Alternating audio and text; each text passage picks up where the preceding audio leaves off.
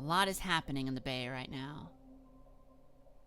But right now, it is time for a celebration.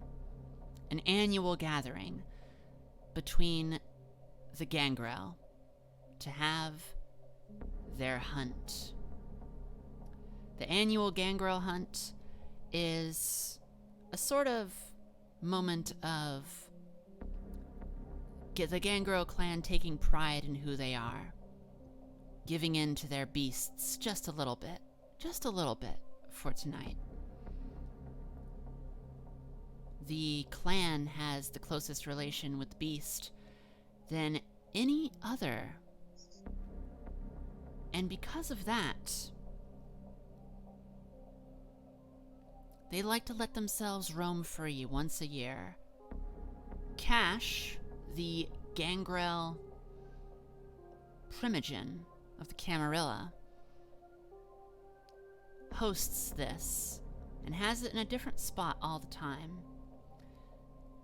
At one point it was in Lake Anza, but since it is deep in Anarch territory now, it has been moved recently to Lake Berryessa. This new location offers a rather unknown place for those who were hunting before. And this time, we have some very interesting kindred.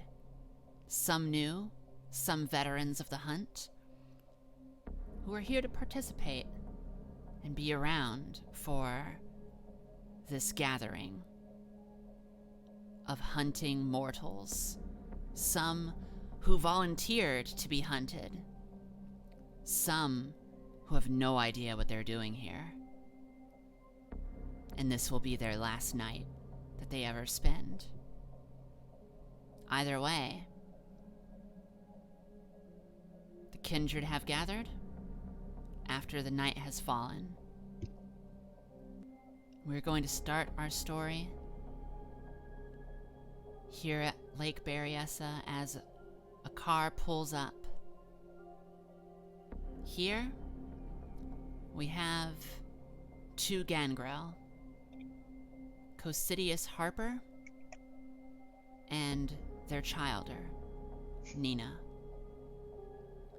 A recently turned kindred who, not too long ago, just met the prince and many of the others in the inner circle as a welcoming to the Camarilla. Right now, you are in the parking lot, and you are about to approach the hunting grounds. You know that there are probably a few Gangrel already here, getting prepared, and there will be some other representatives of the other clans to observe and offer prizes to the ones who are the winners. It is a dark night. There is not even a moon out. There is a little bit of cloud cover, but simply put, it is almost pitch black here.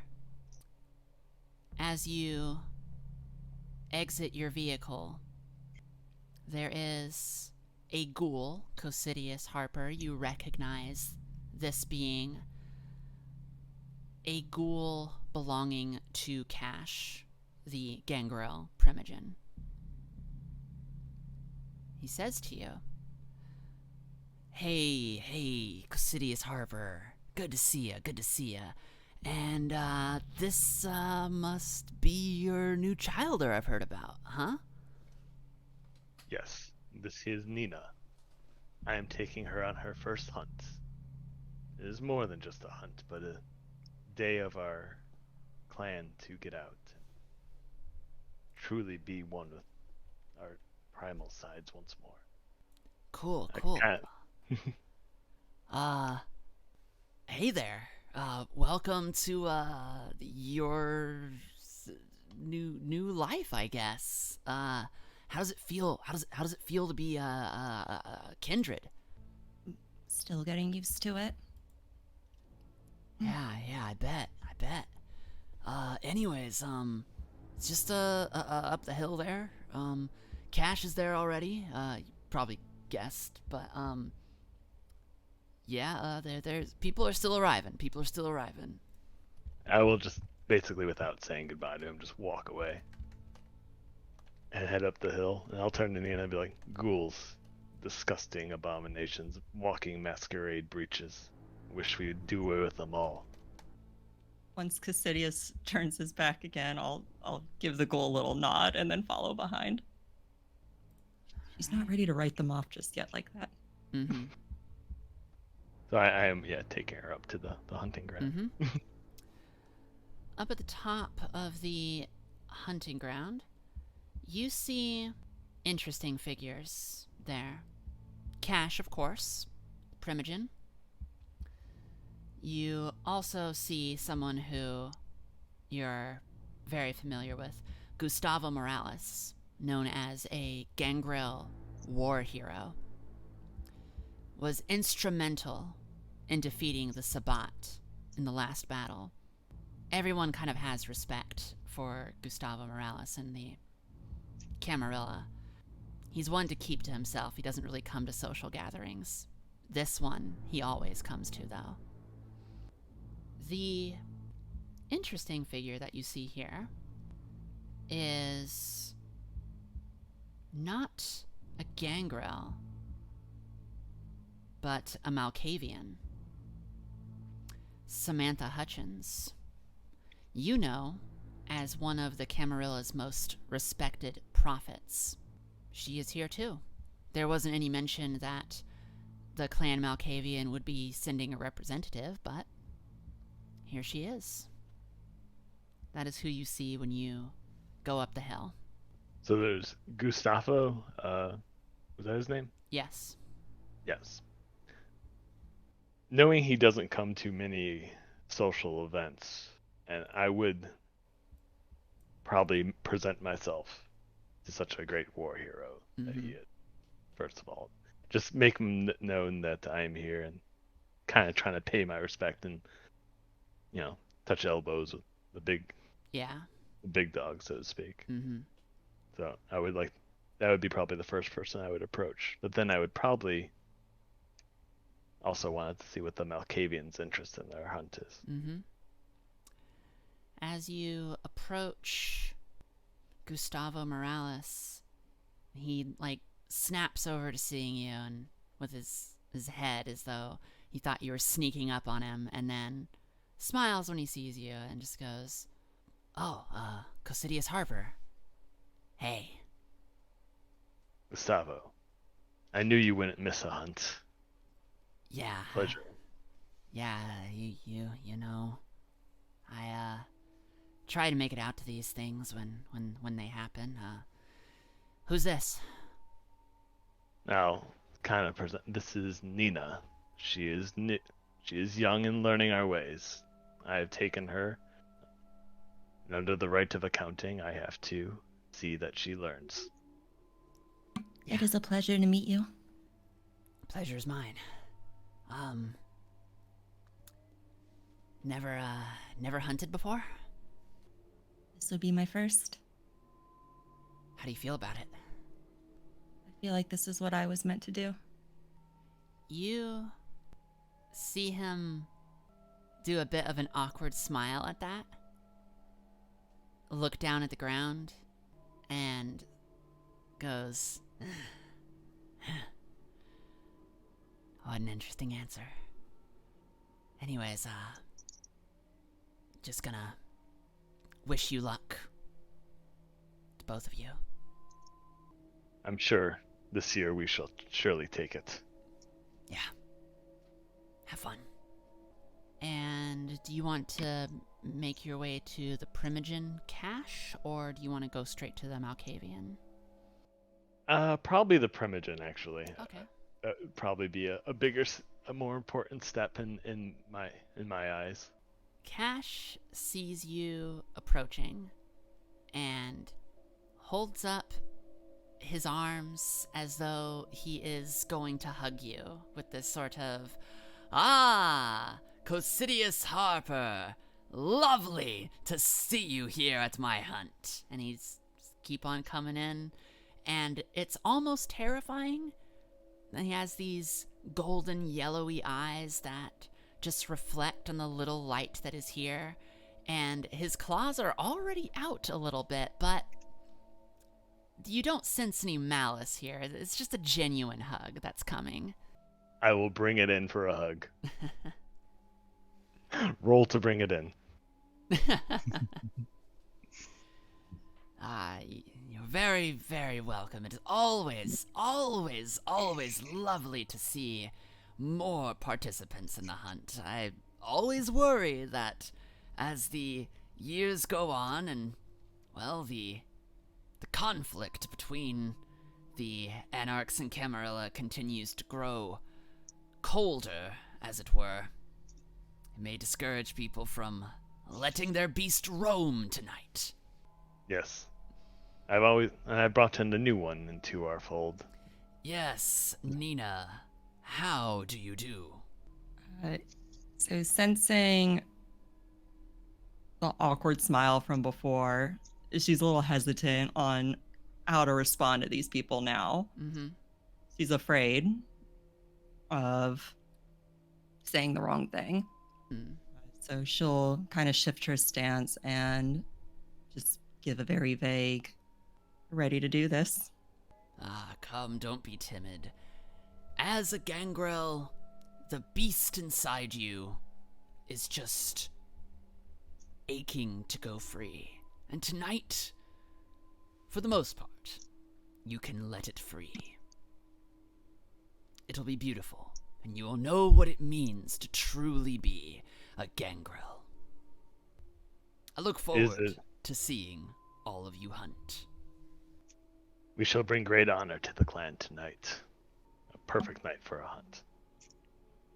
I do hope that you don't steal away all of the potential takings from your childer here, Cosidius. And he, kind of pats you on the back. No, this is as much a hunt as it is a learning opportunity. There's much we can show. Lilith, you arrive. How would you like to show up at this gathering? With all the sassiness and brattiness that is the Lilith, she really has no care about, like, the hierarchy and all that. So she's just gonna basically, like, show up in amongst the group, and she's just gonna go up to Cosidius, and in her hands she's carrying a big rat in each hand. She just walks up to Cosidius. Hey, want a juice box? I'm good, thank you. She's offering me a rat. So I would kind of like look down at it and kind of in disgust, actually. I'm not starving. Your loss.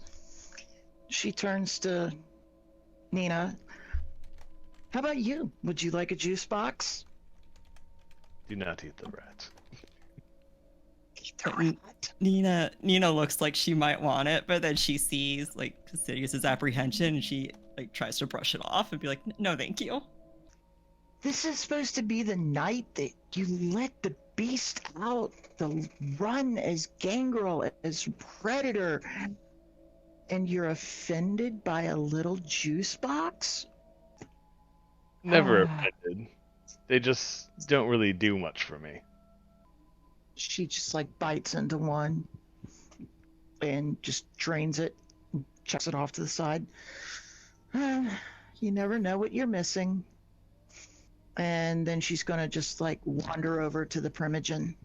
Much like the approach to Cosidius, Cash sees you and goes, "Ah, the Lilith," and comes in for a hug. She's gonna give him a hug. Aha, it is lovely to see you. I always tell all the other people who I know that are going to be here, if this event starts, The Lilith isn't here. We're going to wait another 10 minutes because I just assume that you're late. It is lovely to see you. I would not miss this for the world. It's always fun to see the clan get together and, for the most part, put aside political differences and ideological differences and just be a clan. That's the problem, is I feel that sometimes we forget who we are. We are the clan of the wolf. We should be running like the wolf, wild and free. Don't you agree? As you say this, you see an owl arrive in the tree. Cash immediately looks over and goes, speaking of putting aside our rivalries. The owl's eyes immediately go from Cash to the Lilith to Nina. The owl flies down from the tree and transforms into a young woman, already with comically vampirically long fangs and a devilish smile. She waves and says, "You know, Lilith, we're not just wolves, all of us. I'm always ready to sink my talons into anything I can find." Oh, Mandy, you know the right words to say to me. Want a juice box? I just had one, and I have to save a little bit of hunger for who we have tonight. I hear the pickings are going to be pretty good. That's what I hear. Is still listening to you, but her eyes are locked on Nina, very visibly. Just looking at Nina up top to bottom, like an animal would. Nina stares back, but not like out of defiance. She's really just in awe of powerful women. Would you like to hide this awe? No. Okay. Mandy is going to walk up to you and say, "I don't believe I know you." Likewise. I am Nina. Nina. I'll give her a polite bow of my head.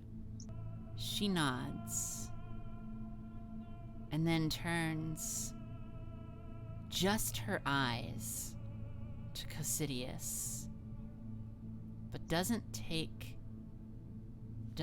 her posture, doesn't turn her body, and says, "One of yours, Harper?" She's mine. She's learning our ways tonight. I'm kind of stepping a little forward. Those ways of the Gangrel or of the Cam? And at that, Cash inserts himself and goes, "Not tonight. Not tonight. Tonight is for Gangrel. All right. Settle down." And Cash then goes and he starts talking with Gustavo, leaving this group that you are in. And Mandy just kind of scoffs and then licks the tip of one of her fangs and says to Nina, "I'll see you out there in the hunt. Make sure that your sire takes good care of you." She spits some vitae on the ground in front of Cosidius and then walks in a different direction. I'll shift my eyes to to Cassidius and say, friend of yours? Hardly. Be cautious around these ones. Some who would try to hurt you to hurt the Camarilla. She'll To hurt tilt me. her head pretty innocently to the side and say, but we are of the same clan. I don't understand. There's much for you to learn, but for another night we can talk of this. Today is about the hunt, but try not to stray too far. Hero, I would like you to roll composure and athletics. Okay, let's see what we got. Athletics. I gotta find composure. Got it. And then I roll a blood die. Where's my blood at right now? My hunger. 1. Your hunger is 1. Okay. I assume I include that, right? Yep.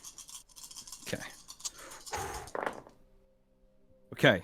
Oh Lord. Okay.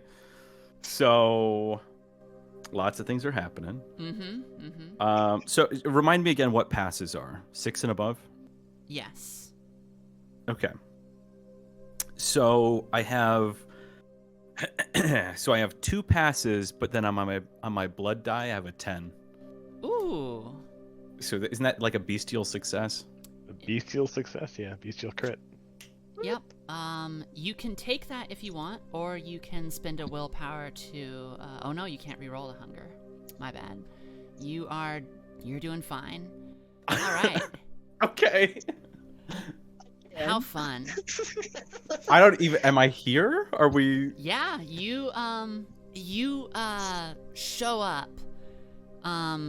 But you wind up walking. You miss the path entirely.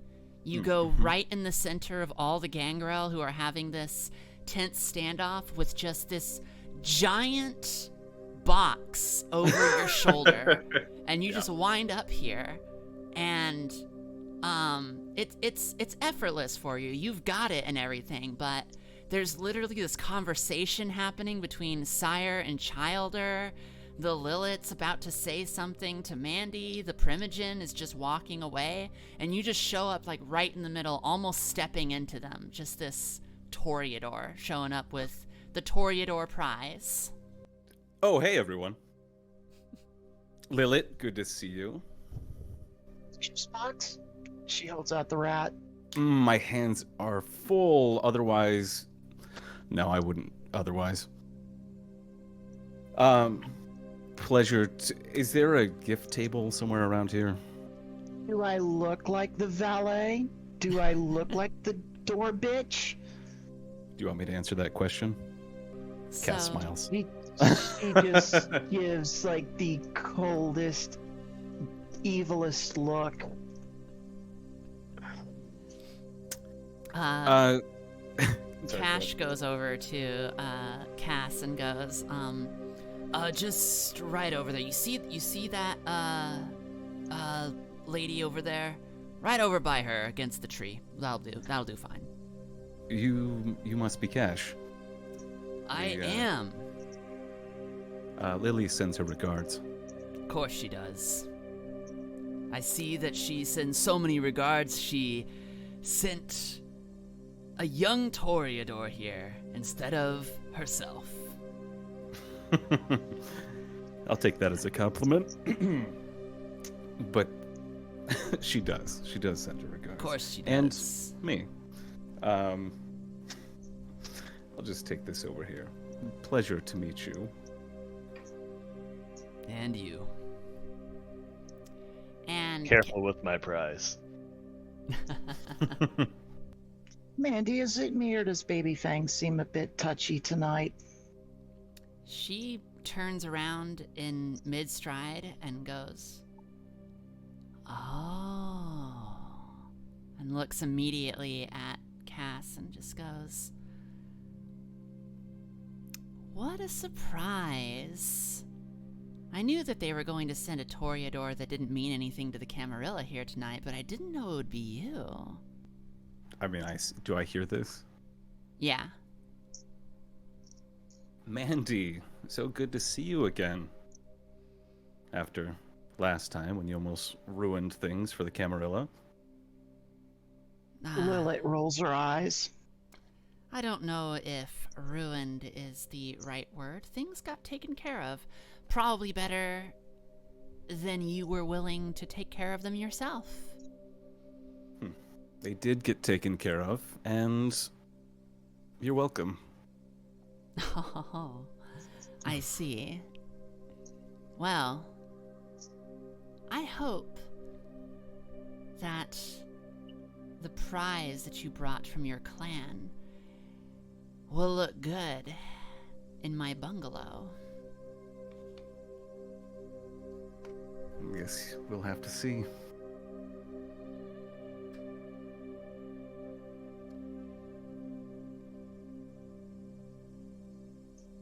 Ah, perhaps I should say something. Nina, was it? Yes. This is a Toreador. And she points at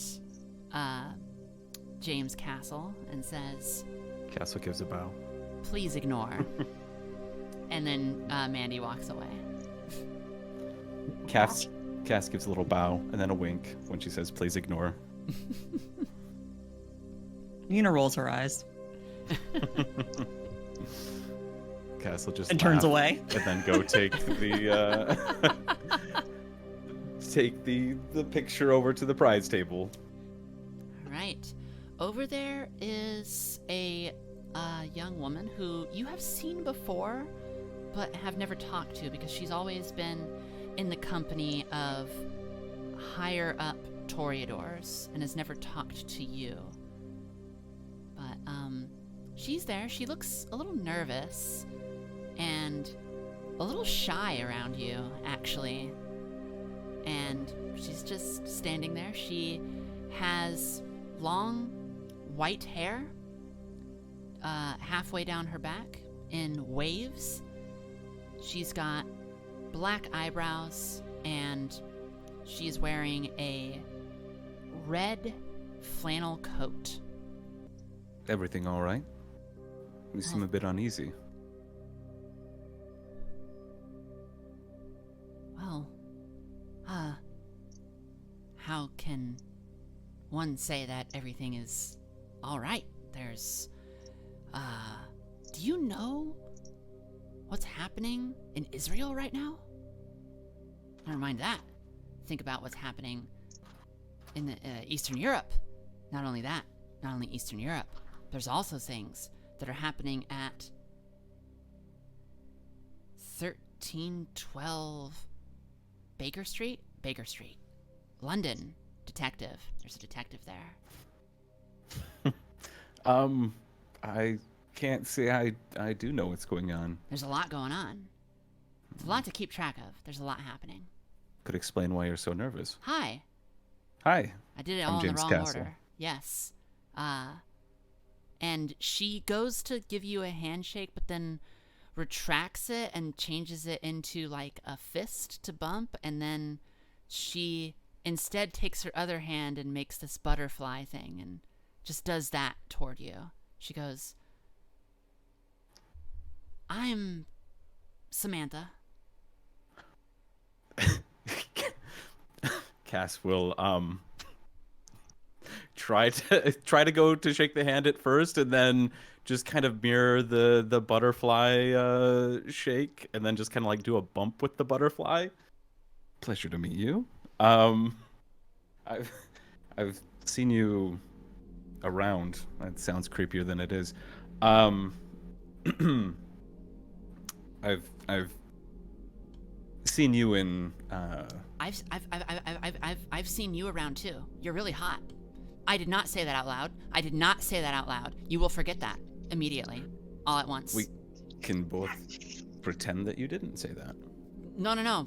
Do the mind wipe erase thing to yourself. If there was a Ventrue here, I'd get them to do it for me. I would. I have influence. I have power. Cass waves his hand in front of his eyes. What were we talking about? Perfect. Hi. Hi. You are James Castle. That's right. And who were you? Oh, I'm Samantha.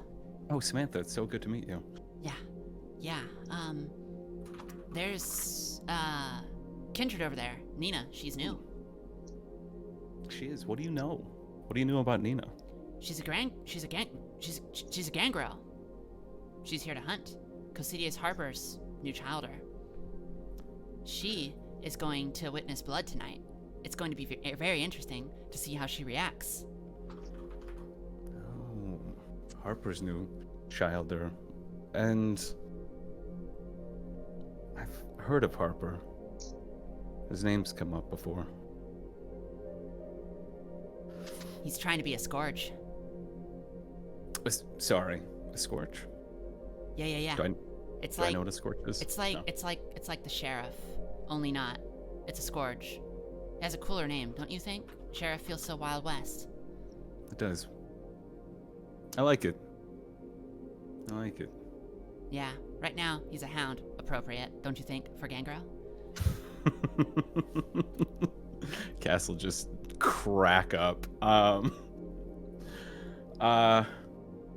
Samantha, I like you. You're great. She like lights up and then looks like bashful, and she just goes, "Okay." I have this present here I'm supposed to present on behalf of Clan Toreador. Can I leave this here? Yeah, right there's good. That's a good spot. Well, I should get back to my pet sitting duties. But it is a pleasure meeting you, Samantha. Yeah. It's really good to meet you. I won't say it. I don't know what you're talking about. And then James will walk away.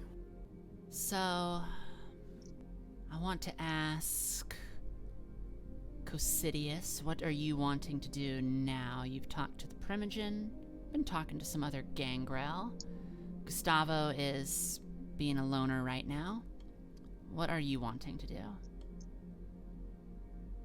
I guess I would I'd probably check in on Samantha, what reason she has here, but then if not, I would probably get prepared to start the hunt. Those would be probably my two big directions I'd go For in. sure. There's still some time before things get going.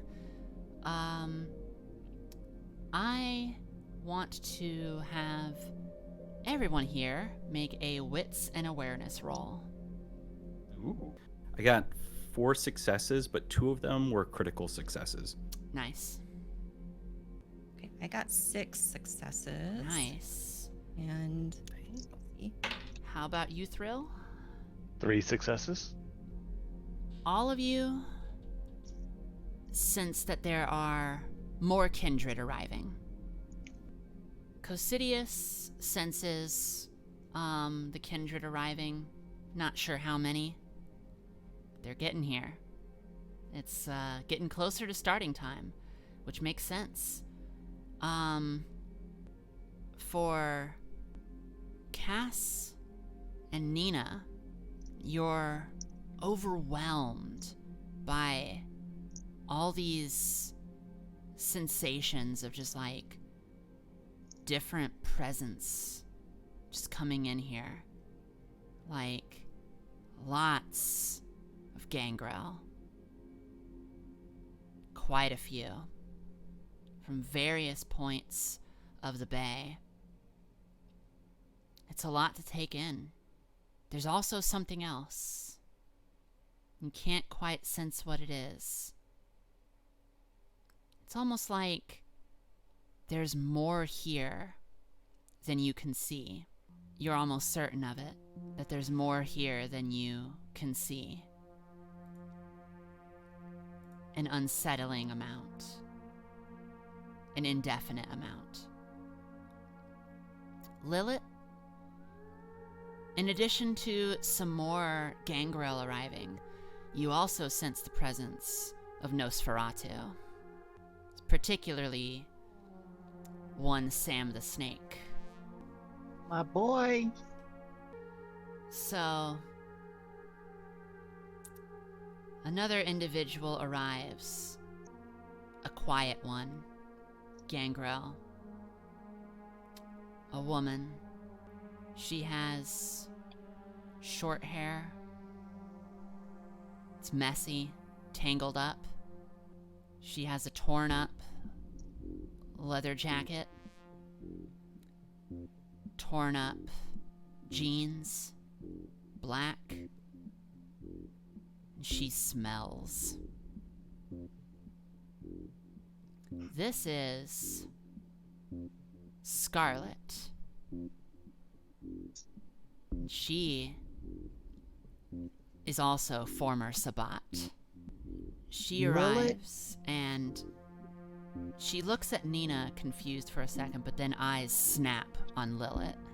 Lilith's just going to very casually just do the reverse nod and just smile at her, basically acknowledging her, and she's acknowledging her, and she's going to wait for her to make any kind of first move. She stops staring and heads straight toward Nina. Nina, this woman smells bad, but she reaches out a hand to shake yours. She goes, "I'm Scarlet." Not wishing to be rude, I will accept the handshake and respond, "Nina." Nina.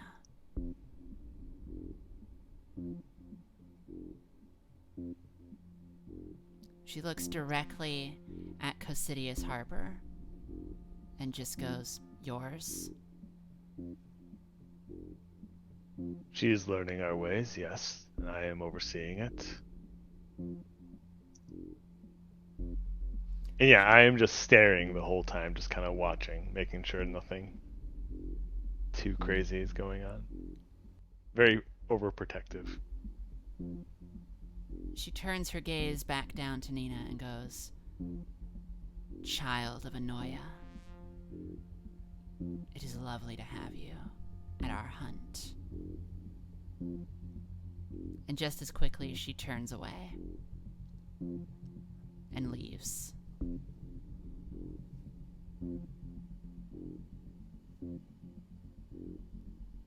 I will turn a very quizzical look to Casidius.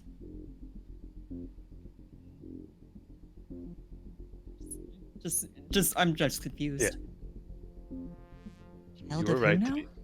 You were right to be polite. Just know that everyone is a threat too. Be wary, but be cautious. Are you sure you're not just being a little bit paranoid?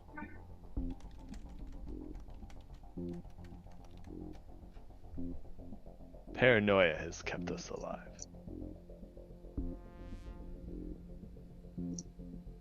She smiles a bit. I'll have to loosen you up some. You will learn. So, other people who show up are recognized here. You can see Scarlet making her rounds, doing a very quick sort of hello to the others, just as quickly as with Nina. Basically, Scarlet's just saying hi. She does spend extra time talking with Mandy before she finally comes to talk to the Lilith. Scarlet opens like this. "Every time I come here, I have to see you. And I remember... Juice box? I remember what you did. Lilith smiles, holds out the rat, and just says, "Juice box?"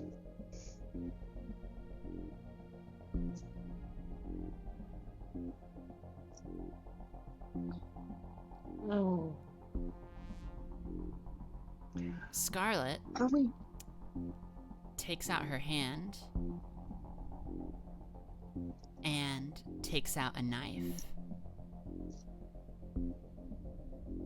And she cuts a wound across her hand. And with it, she places her hand on the rat. It bursts into flames immediately in your hand. Make a willpower roll. Bam. Oh, there's definitely some. All right. Things are getting spicy. Yeah. It startles you, but not enough to increase your hunger. She is. What was that for? She stares and says, "One day, we'll be out there in the hunt, and the beast will talk to me about some prey that you stole. And we'll see whose beast comes out on top." And she walks away. Everyone saw that, by the way. Lilith is definitely going to make a very dangerous looking hiss towards her as she's walking away. Like she just full on hisses and shows her anger and rage. The other person who shows up is another anarch, Stevie Ray, the Baron of Diablo. He doesn't make an effort to talk to anyone but Cash. They embrace, they hug, they smile, but he doesn't come to talk to anyone else. He doesn't go out of his way to do that. Through that, Cosidius, you see Samantha Hutchins, the Malkavian, walk toward you and simply go, "I know that you wanted to come over and talk to me earlier, but you didn't because there was a whole bunch of stuff happening and you really want to take care of Nina and everything, so I thought I would come over here because it would be easier for you. So, hi, I'm here. You're interested in why I am here. I can answer that question, but I'll wait for you to ask it just in case you feel offended that I am asking the question before you are asking it." I'll pause for a long moment. Why are you here? Yes, I was sent here from Annika, the Ventru, the big rich one, the one that's like in the big old penthouse and everything. She came to, well, she said to someone else that she needs someone else to present the Ventru prize because something business things. I don't know. Ventru are weird. They care about money. Why do they care about money? They're kindred. Anyways, I'm presenting the Ventru prize, and while I was here, I was contacted by the Tremere Regent to present the prize from the Tremere as well. So, because I guess I was already going to be here, and they reached out to Priscilla, and Priscilla was like, "Oh, I don't want to do that because that's all the way over there, and I don't want to go that far." So she talked to Lily, asking what Lily was going to do, and Lily said, "It's like, hey, I already gave James Castle enough work to do, was bringing a thing here. Can you do the thing instead?" And I said, "Yeah." So I am representing 2 clans here, 2 clans that are not even my own. Thank you. Your efforts surely do not go unnoticed. And he's trying to be very polite, but he's getting really annoyed by this conversation. Just kind of like gritting his teeth and trying to force a smile. Hey, is it okay if I talk to your childer? Yes. Cool. Hi, you're Nina. I'm Samantha. Nice to meet you, Samantha. So, Nina is visibly uncomfortable. She just had a whole bunch of names and titles thrown out in front of her. She doesn't know who any of those people are, what they mean. It's like information overload to her. she says, a lot of the names that you just heard, the things that I said, they may seem important to people like your sire. But they're not. A lot of things are going to happen. A lot of things, starting tonight. Things. Things that are going to change the way that the Camarilla sees things. It's going to be interesting. I can't wait to watch. Won't that be exciting? You get to witness it. You've only been here for so long, and you already get to see things changed. What kinds of things? I don't know. Something involving a bunch of gangrel and a hunt. I guess we'll see what happens. How do you know this already? Well, I'm going to say something that you're not going to believe, or that you will find fascinating. It'll be one of those two. But Cosidius will tell you not to listen to me, but I'm gonna say it anyways, because it's true. God told me these things. Anyways, if you want to talk more, I'll be over there, by the big old box that Cass brought. Do you think Cass is hot? Do not tell Cass that I asked that to you, if Cass asks about this. Toreadors are really hot. They're really hot. He looks like every self-absorbed pretty boy I've ever met in my life. I smile. She looks and goes, yeah. No. Am I listening to this conversation, or is it just? Oh yeah. You're there listening. Nina's aware that she answered without really answering. Yes. We have the hunt to prepare for. Thank you so much, Samantha. You're always a pleasure to talk to a Malkavian. You say that as a form of disrespect, but I don't take it that way. I just want you to know that. And she walks away. Samantha. She turns and looks at Nina.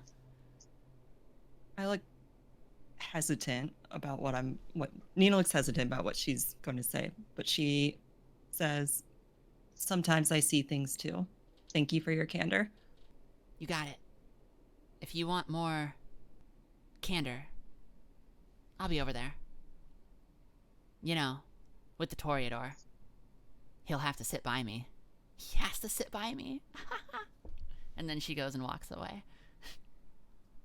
Don't put too much stock into what a Malkavian says. They're speak half truth and mostly nonsense. Some say they have visions. I don't know. Casidius, he has to sit by her. I chuckle. Yes. I'm sure Cass will surely enjoy that. All right. Just a few minutes later, Cash stands in front of all the gangrel and says, all right, we got a pretty good turnout. We have lots of wonderful people in our beautiful Camarilla. And we also got our brothers and sisters from the Anarchs as well. Another friendly competition. I've gone and had Gregorio go and prepare the ones to be hunted. They'll be coming out now. Gregorio, prepare the bounties. Coming out from where the parking lot was is a line of 12 individuals. They all have collars around their necks. They're all chained together, walking, standing upright. They all have shirts on.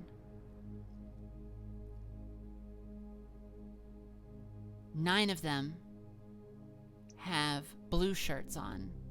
3 of them have red shirts on. Interestingly enough, all the ones in blue look excited. All the ones in red look terrified. They are all across different age groups, different races, different backgrounds. And they all look at all the kindred around them. Cash greets them and says, "Mortals, welcome to the annual hunt. Now,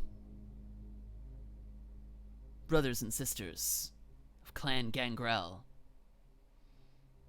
these are your bounties. Look well. The ones in blue are not to be killed. They are volunteers, willing blood bags. No one here is going to complain about broken bones. We'll take care of it. And they are okay with it too.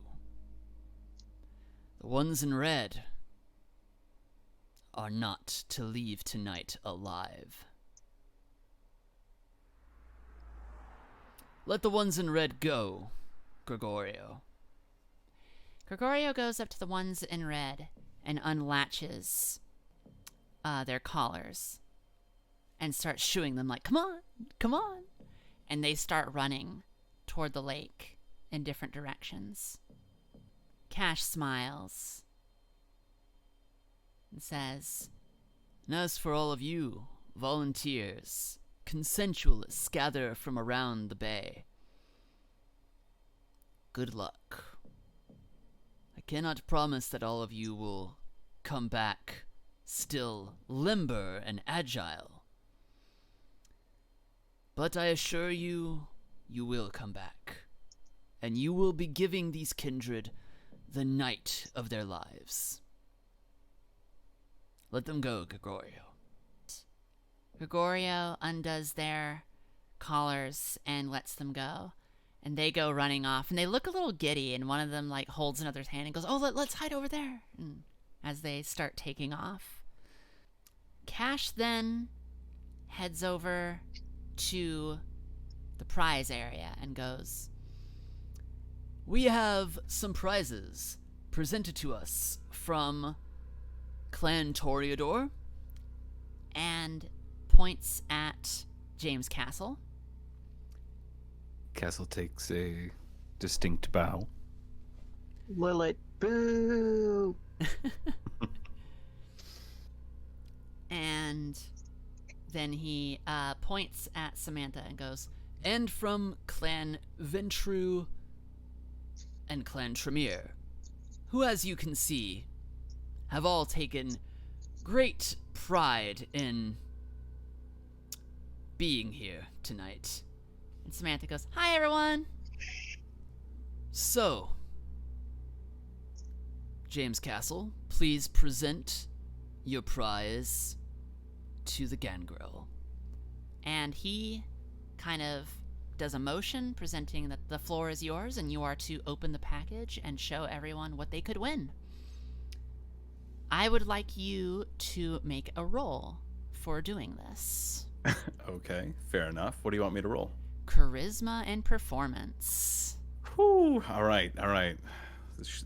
You know, theoretically, this is something I Don't should crit. should be good at. Mm-hmm. Don't crit fail it there, Toreador. No pressure. Yeah, no pressure. No pressure. All right, give me a sec. 6 successes. All right. give a dazzling performance of your presentation here. Go for Just it. in one seamless pull, Cass strips away the string tying this brown paper covering this large square or rectangular piece, and rips the paper away, tossing it to the side. And as it floats in the air, Cass steps to the side and presents it like a game show host would. Here is a remarkable, large, painted oil on canvas of the hunting group here tonight. All in their beastly forms, with only one exception. And that is, of course, Nina. They are all looking ferocious and powerful under a beautiful moonlit sky. Ironically, tonight is not a moonlit sky. But it is a beautiful work of art, nevertheless. Clan Toreador wishes all of Clan Gangrel best of luck on tonight's hunt. Lilith leans over to Mandy and says, I've seen a better vampiric performance from Morbius. I actually thought that was pretty impressive. I don't think that I could do that. Must be a Toreador thing. Yes, I am uninterested in the art.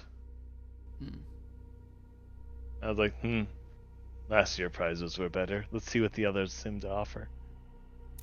What is your reaction, Nina?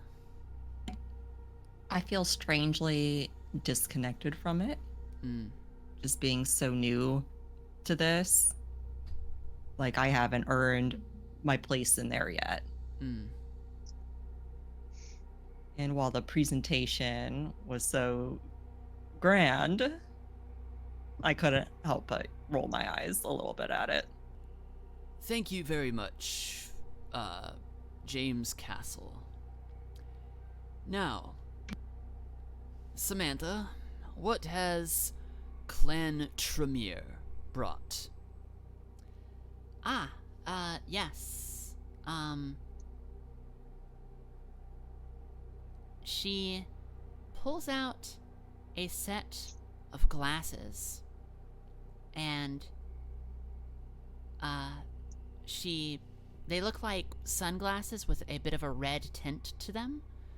She goes, so these are some glasses doohickey things, and you put them on and you see interesting stuff. It's pretty cool. Yes, what interesting stuff? Well, I you know what? I'll put them on real quick and tell you.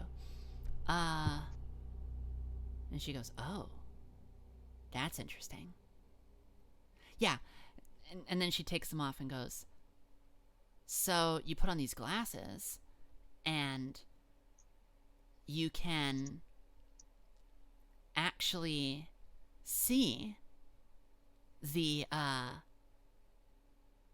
vitae move in Kindred and in mortals.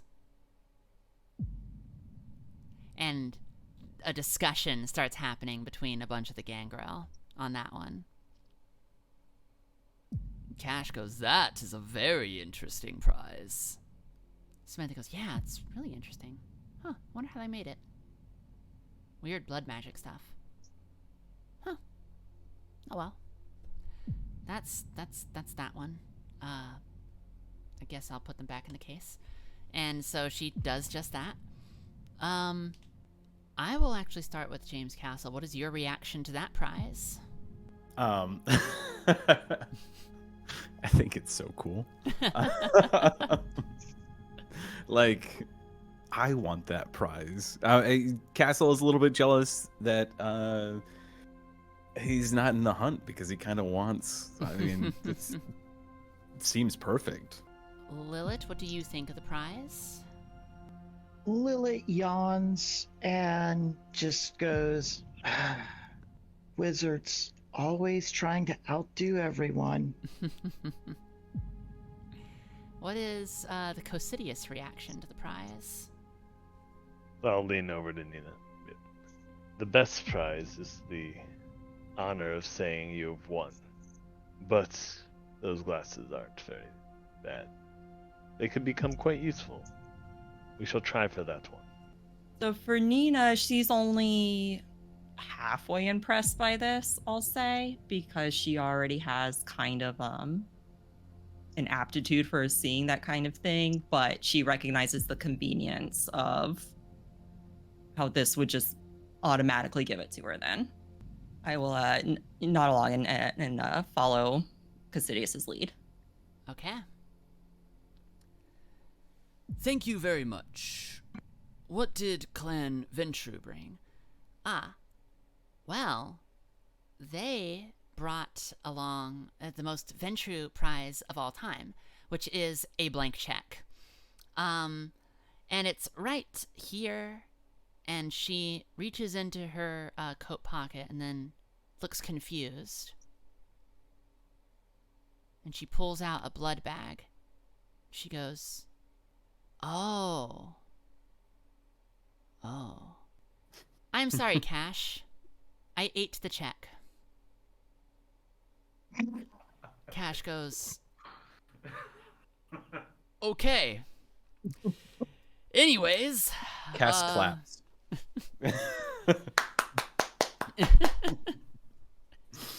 I love it. Much better performance than that Toreador's. Now that's a prize worth getting. Everyone, get ready. Remember the rules. Bring their bodies, dead or unconscious, back here. Gregorio here will keep tally on who brings what bodies. Once all the bodies are accounted for, the hunt will have ended. Now, is everyone prepared? looks around, not really looking for an answer.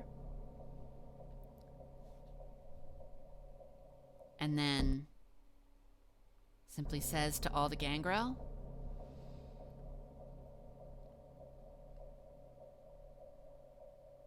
Let the hunt begin. And, Cass, you're new. Just go sit over by, the prizes. Right over by Samantha. That'll do fine. As you wish. Cash, Mandy, Scarlet, Stevie Ray, Gustavo, they all transform.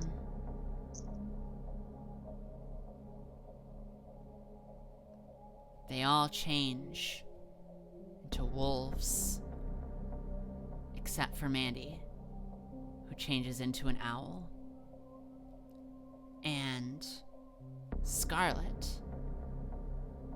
who changes into a bat, the largest bat.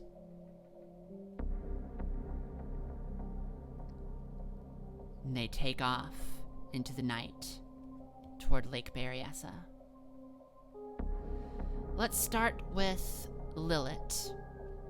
How do you go about this?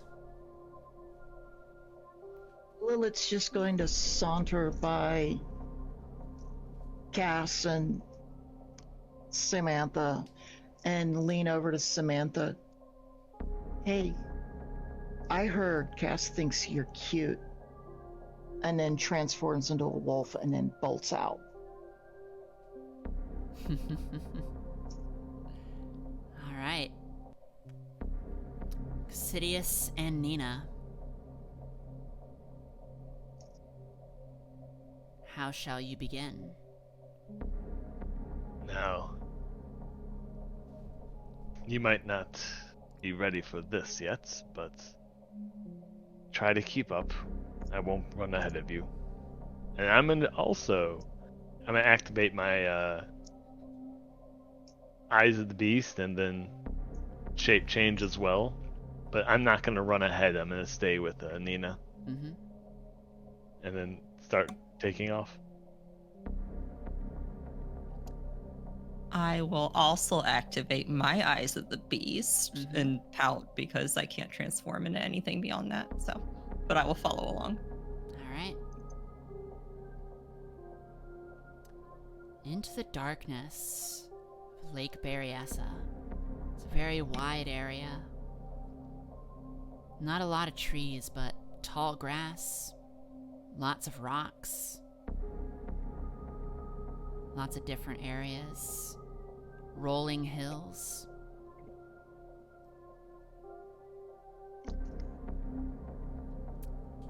And the smell of Vitae is out there.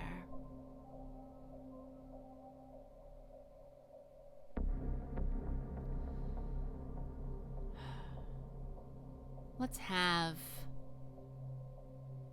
all the gangrel do a roll. First, going to start out with wits and awareness.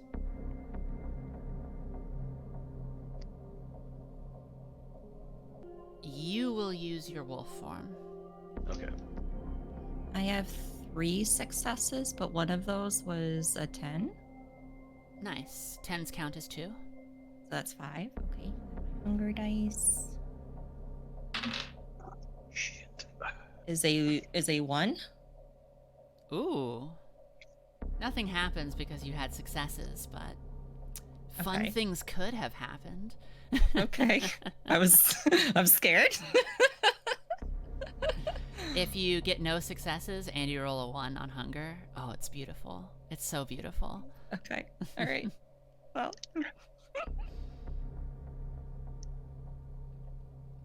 I had a 4 success, but it was a bestial crit. Nice. All right. Cosidius, you immediately snag up a trail. Nina, so do you. Your beast, however, Cosidius tells you 2 options. Are you going to have this one just learn how to hunt, or are you gonna learn how to kill? Show them how to kill. And you can feel your nose taking you toward a very specific trail. Yeah, so when I transformed, I did rouse and gain a hunger, so I definitely am going for a kill now. All right. I'm going to show her how it's done. Excellent. Hopefully it's a red shirt. Lilith, you can smell that there is a particular trail, very interesting, out beyond some rocks. One that none of the wolves went to. You can't tell if the bat or the owl headed there, but you can tell there's someone who didn't go with a larger group. They've isolated themselves out there.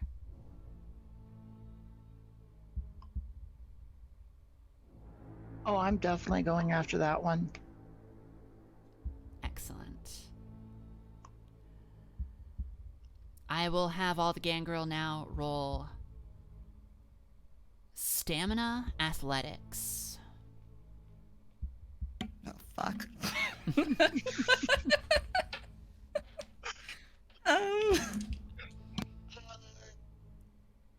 Shit, where's stamina? I have 2 successes. All right. 3 successes. All In right. my defense, I only rolled Well, 2 actually- dice. So Actually, 4 successes because one was a 10. Mm-hmm. Good job. 4 as well. All right. Wolves are pretty physical. Only You rolled sure do 2, be. but they were both successes.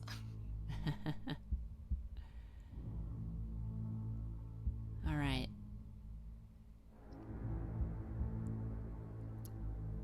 Cosidius, you start to take off toward a target. Nina, you are having a hard time keeping up. You have a choice now. Cosidius. Do you want to slow down? Or do you want to keep going? Slowing down for Nina to catch up will require a roll. Oh, wait. Oh, that one of mine was a 10. I'm so sorry. 3? Does 3 successes make me You're still better? trailing behind a little bit. Okay, that's but fine. That's cool. Yeah. I will not. Yes, I will slow down from the first hunt. All right, roll against your willpower. Okay, just a willpower roll. Yep. Okay, so that's 6 dice. 2 hunger. 2 successes. The beast prompts you to continue, but you don't have to listen. You're in control for now. Yeah. So yeah, I don't know if she notices, but yeah, my pace slows a bit. As I was planning to, I wasn't just gonna bolt off into the woods. Mm-hmm. All right. Do I notice? Yeah, you notice. You see that Cosidius was about to take off further, but slow down a little bit.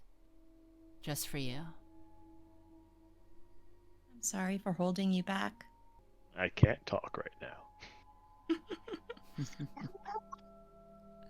Aw.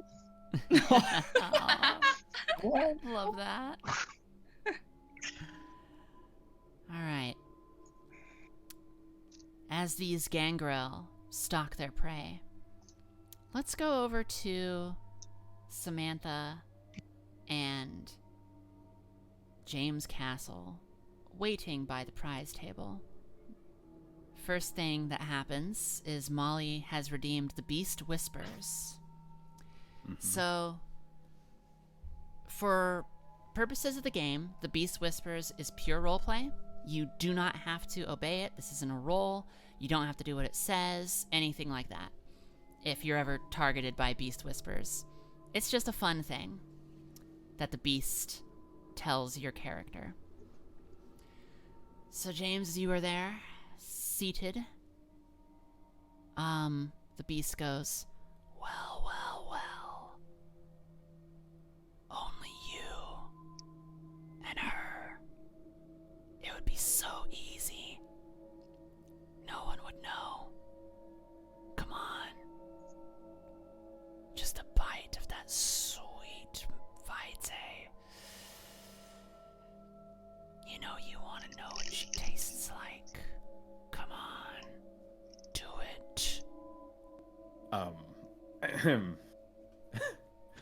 Castle, yeah, listening to the beast for a second, lick his lips and then press his tongue on the tip of his fang, and then stop and take a second to compose himself and straighten his jacket as he's sitting in the chair, and then looks at Samantha and raises an eyebrow, wondering if she knew what he was thinking. She looks back and then says, "You want the blood bag? I was supposed to eat that, but I guess I ate the Venture check instead." I'm sure it didn't taste as good. I don't even remember. I'm sure I'll throw it up later. That's usually what happens. I couldn't take your prize I mean, if it's not the check, then it's the blood bag, right? Yeah, it's just a bag of blood. It's good to carry one around with you. I almost only have blood from blood bags. I never really went after people. I usually just drink it. The Toreadors over in Napa, they give it to me in a wine chute, like champagne. They pour the blood in there, and they look so elegant and fancy. And my nose is like too big, and it like hits on the way up. It sounds like wine country to me. Why do you... You're Malkavian, right? I am Malkavian, through and through. Why do you spend so much time with Toreadors? It's not necessarily by choice. I have just said things to certain people, and they were things that came true. They were things that happened. And since then, first the prince wanted me to be around, but the prince got real frustrated because I was, as he put it, I guess you're being unreliable. And she does her like best prince impression. Because some things I say they happen, and some things that they don't. And I guess he didn't like that it was hard to differentiate, but the Toreadors they could, because they saw that some of the things I said were like poetic and meant something else, and they weren't literal. They were like metaphors instead of like just truth things. So the prince said that for Lily Langtree, I should go there, so if I say anything, then it could be interpreted by someone who interprets poetry, and that's her. She loves poetry. Perhaps the future is... Reading the future is like art. It's all up to interpretation. It's interesting. Because I once told the prince a long time ago. I don't remember the year. But I told him that I saw these cows on the hill, and they were like real big and fat, big fat cows. And then these big old skinny cows came and devoured those cows in single bites. And he was like, I don't know what to do with that information. That's weird. The Toreadors interpret it as each of those cows, the numbers that I saw, they are all years that we would be without easy access to Vitae. Or months. Yes, months. They corresponded to how many months the Bay Area was in lockdown from COVID. It's amazing information if you knew what to do with it. Sometimes I do. Like tonight. Tonight will be interesting. Why is tonight so interesting? I mean, aside from the obvious. There's Toreador. There's you. And a bunch of gangrel. They're hunting. And what's weird is what I see is a hunt. Violence. Power. But the real thing that they want to hunt isn't out there, running around, roaming free. It's here. It's being brought to them.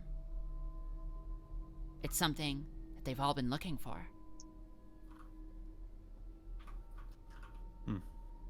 What have they been looking for? I don't know. I just see everything. If you see everything, I sense a number of individuals here that I cannot see.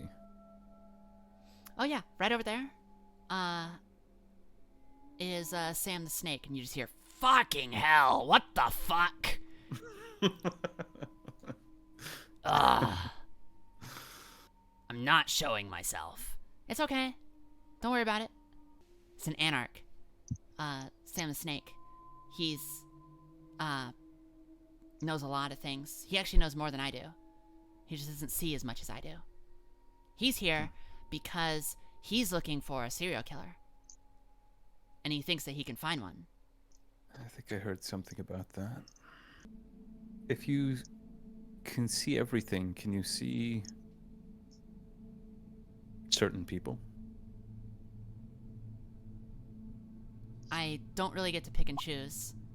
Like, the unfortunate thing for Sam the Snake here is I basically always know where he's at. I didn't pick this power. I don't want this power. He's ugly. Sorry, Sam. You just hear a But are you trying to find someone? Yeah, I actually am. She goes, "Hold on. Before you say, I've been practicing this." She grabs her hair and fixes it and leans on her hand and goes, "Well, here I am."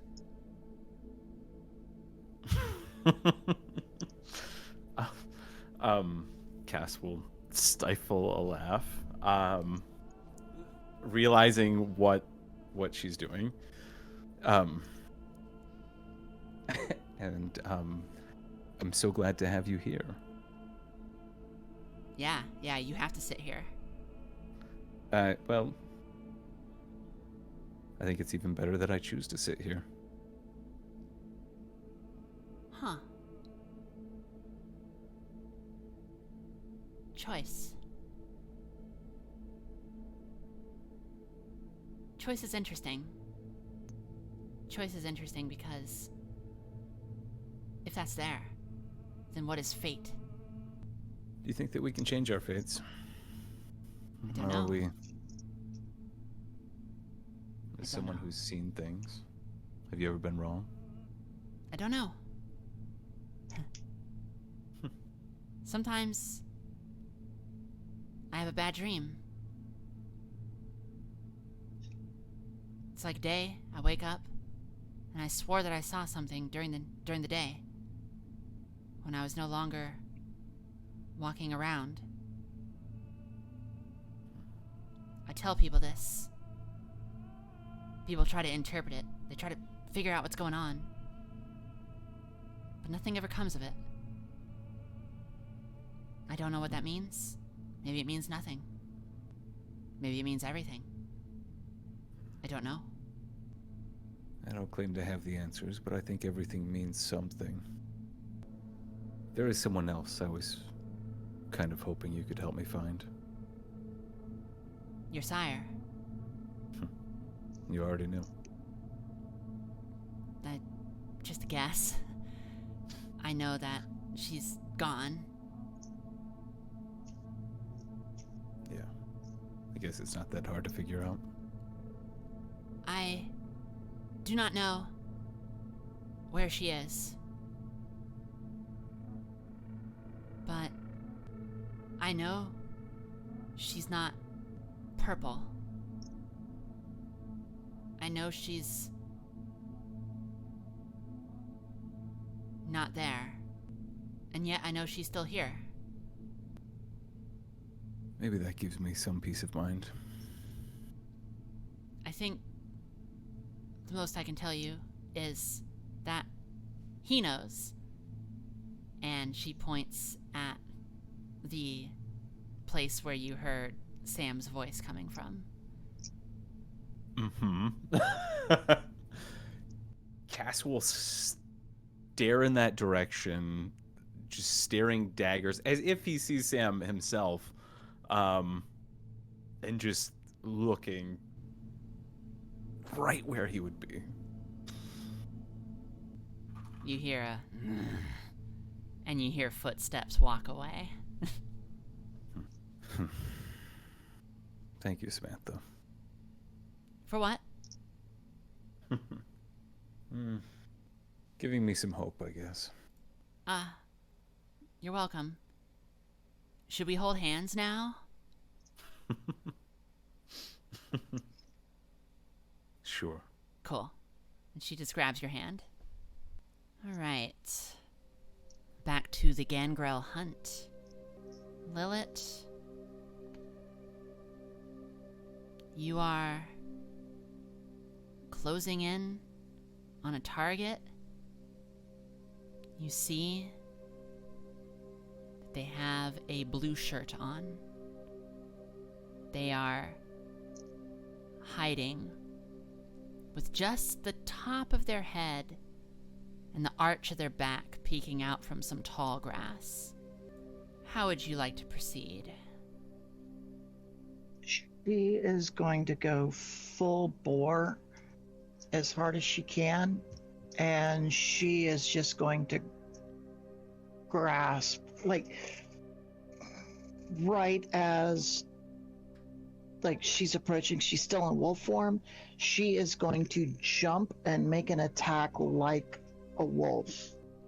Strength. Athletics.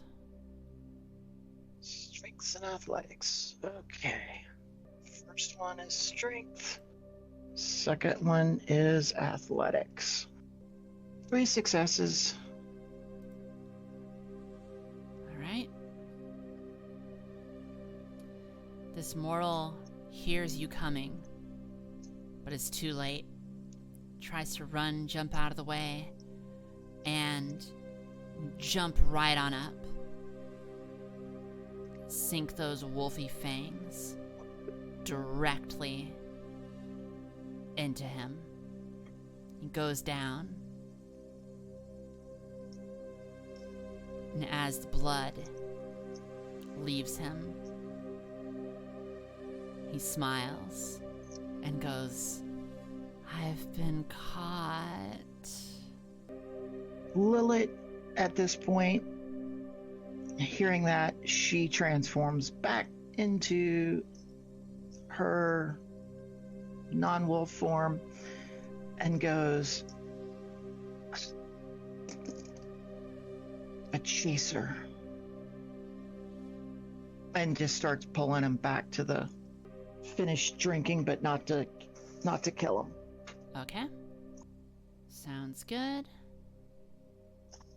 Gonna do a little bit of a drink. Do you want to drag him back to the place to keep your score? Oh yeah. All right. So Lilith's gonna like drag him back, set him down, and as she walks by Cass and Samantha, look over at Samantha and go, "You're doing great. He really likes you." And then goes and like just holds her hands out for like a high five in the area where Sam the Snake is, and goes, "What's up?" Oh, he's not there anymore. Oh, Cass bothered spooked him off. Good. Well, Lilith's just gonna walk by and be like, "Good talk, Sam," and then just like go back into the woods. You hear from the you hear from a different angle, just like, "How does everyone know that I'm here?" I just want to... You're not going to get any prizes with the blue shirts.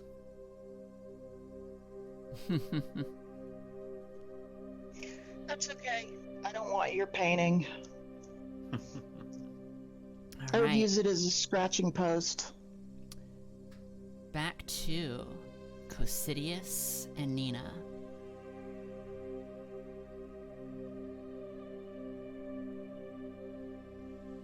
How's You our s- chase?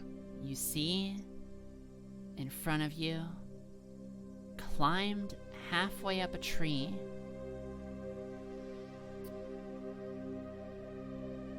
is a man wearing a red shirt.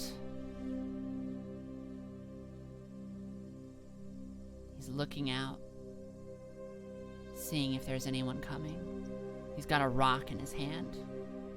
Oh, very deadly. For him. So, I'm going to slow our approach, and then I'm gonna actually change back into human and be just as. So then I'm like, we'll stay quiet. We'll take him through stealth. Mm. They'll never know we're here. We can see, he cannot. The night will give us, will guide us. So I'm gonna try to, with Nina, kind of stalk up that. I would like to also grow claws to help me climb. For sure. Yeah. For sneaking, Yep. dexterity, stealth. And I have a specialty in ambushes. Would that apply? Okay, yes it would. So is this to sneak up to the tree, or are we actually going up the tree? It is a roll for both. So I have 4 successes, but my hunger dice are 1. So if that's a failure, I critically failed. No, not a failure. You're good. Okay. Wait, how many successes did you say you had? 4. You're fine. Yeah. I also have 4 successes because I rolled a 10 for one of them. And my hunger is a 5, so that doesn't factor in. All right. Yeah. Not making any noise. You get to the tree. You'll probably be able to even get to climb up the tree without being heard as well. He has no idea.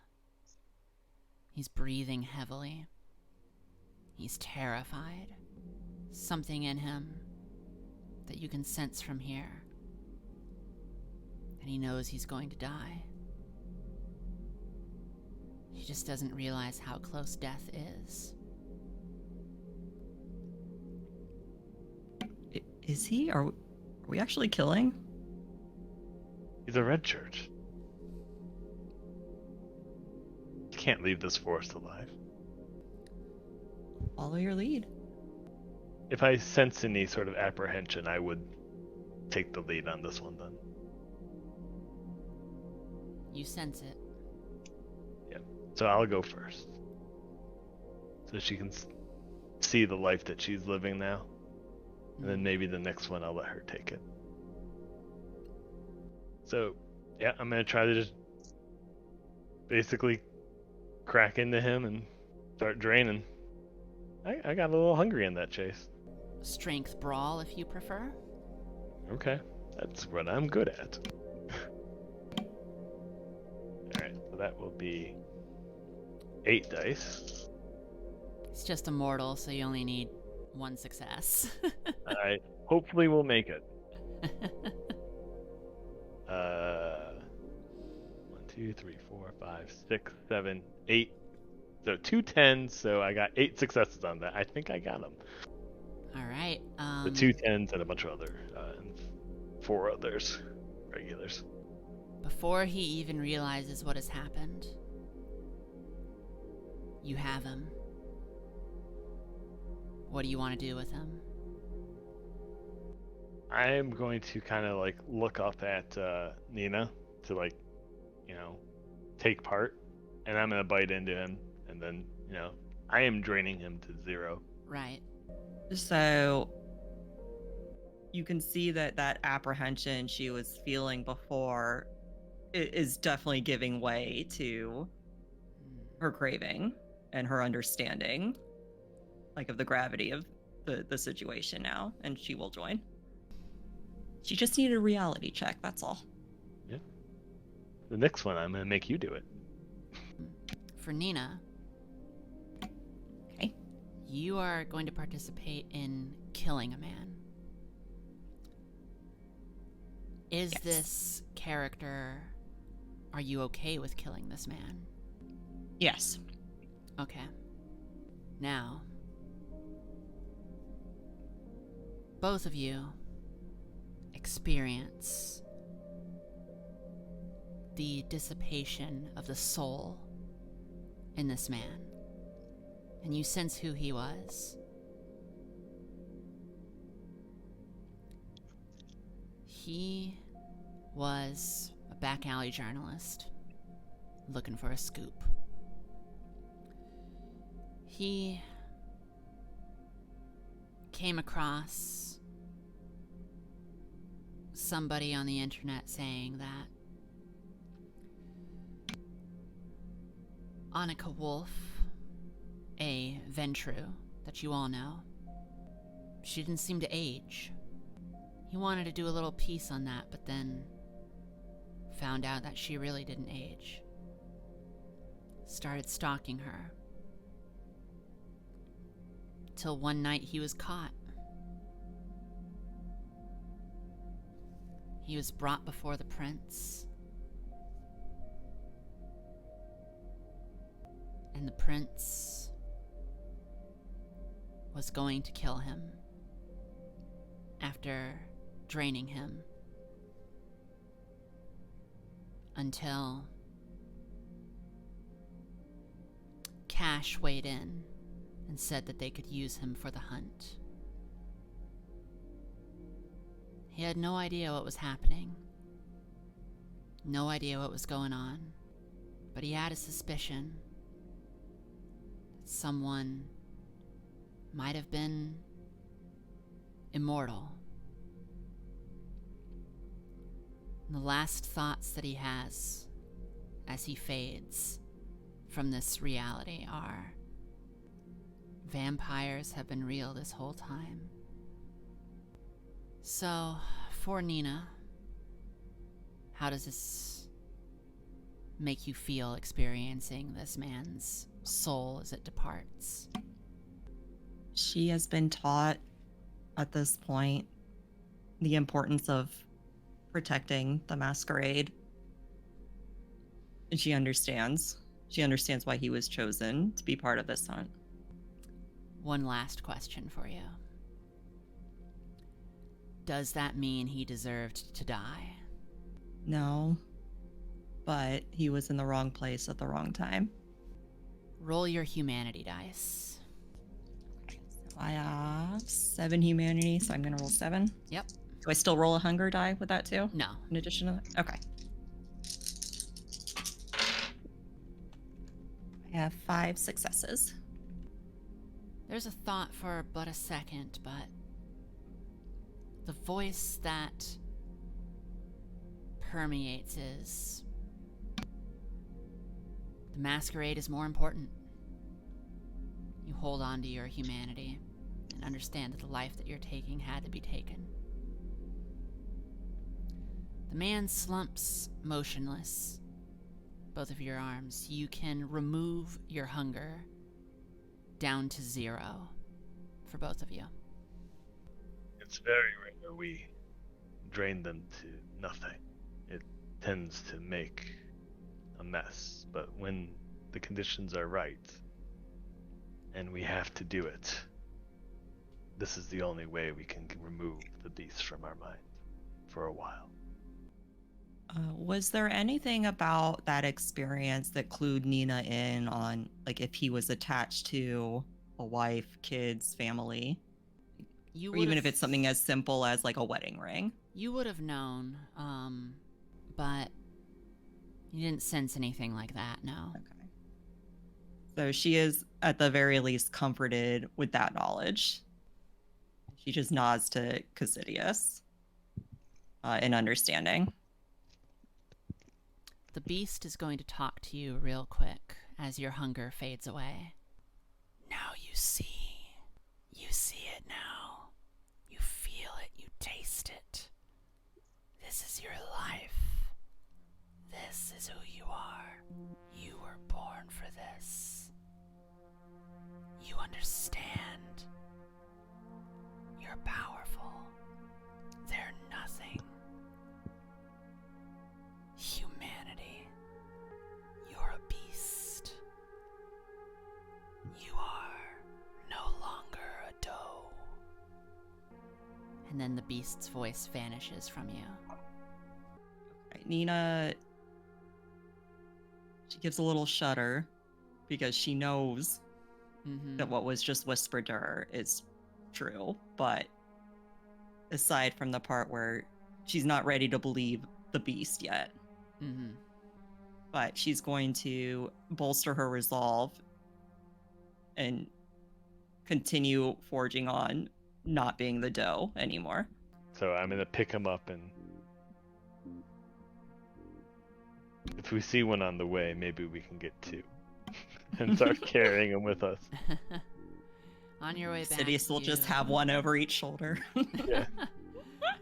On your way back, you see Scarlet is dragging a blue shirt by their collar, and they're just going, "Oh, I love you, Kindred, so much." He's like, "Yeah, I know."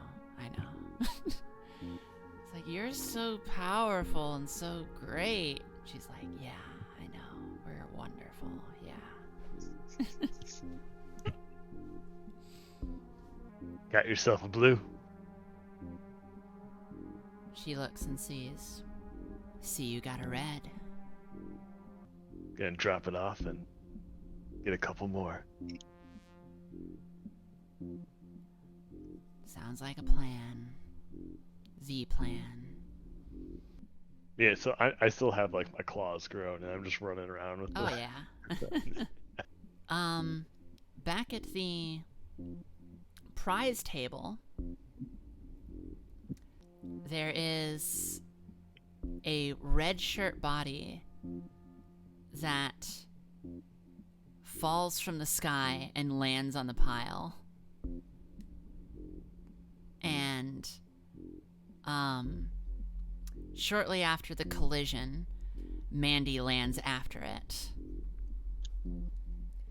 She walks over to Cass and says, "So, how are things over at the prize booth?" We're enjoying ourselves, and it looks like you're doing the same. It's pretty fun out there. You know what I learned about this one? He was having an affair. Interesting thing for him. It was actually 2 affairs. Cheating on his wife. Unbelievable.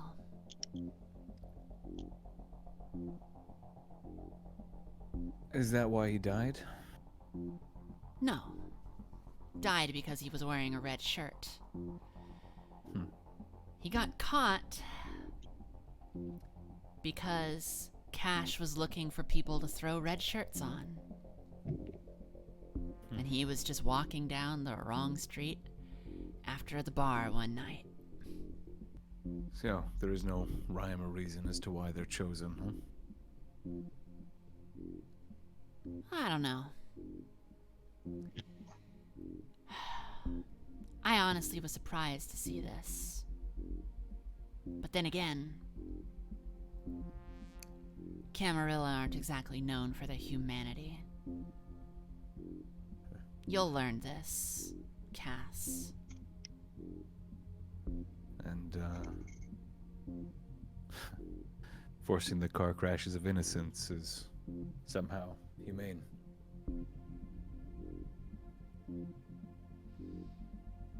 She leans on the table and says, "Another thing you will learn is that we Anarchs take the Masquerade just as seriously as the Camarilla does. We do what has to be done.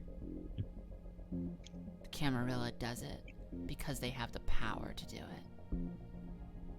That's all.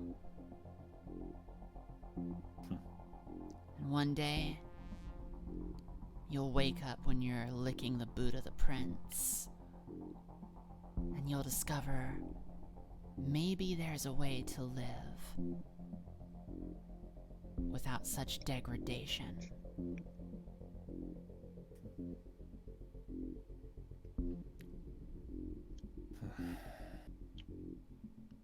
The way I see it, we all lick the boot of something. Person, or a job, or the masquerade, or our own hunger. It's all about what serves you best.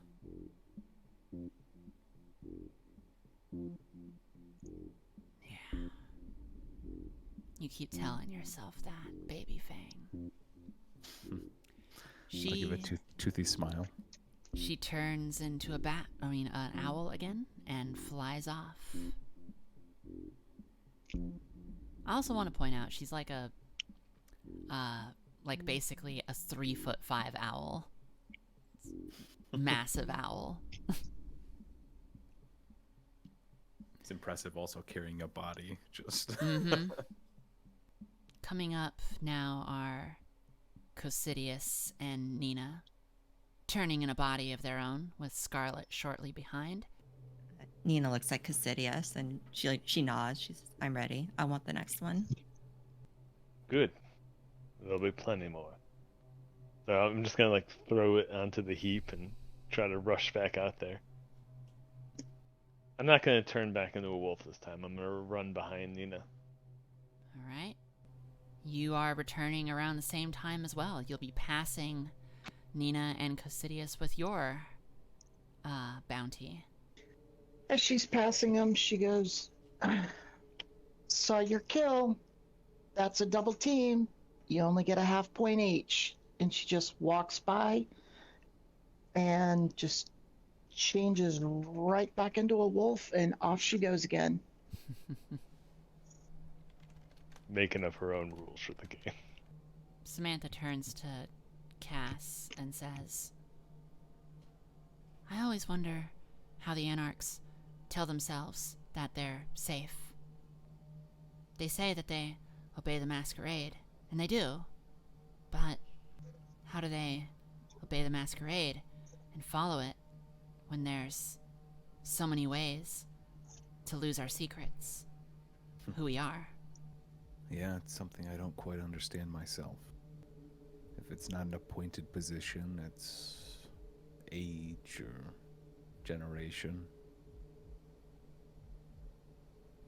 People like to believe they don't fall in line. But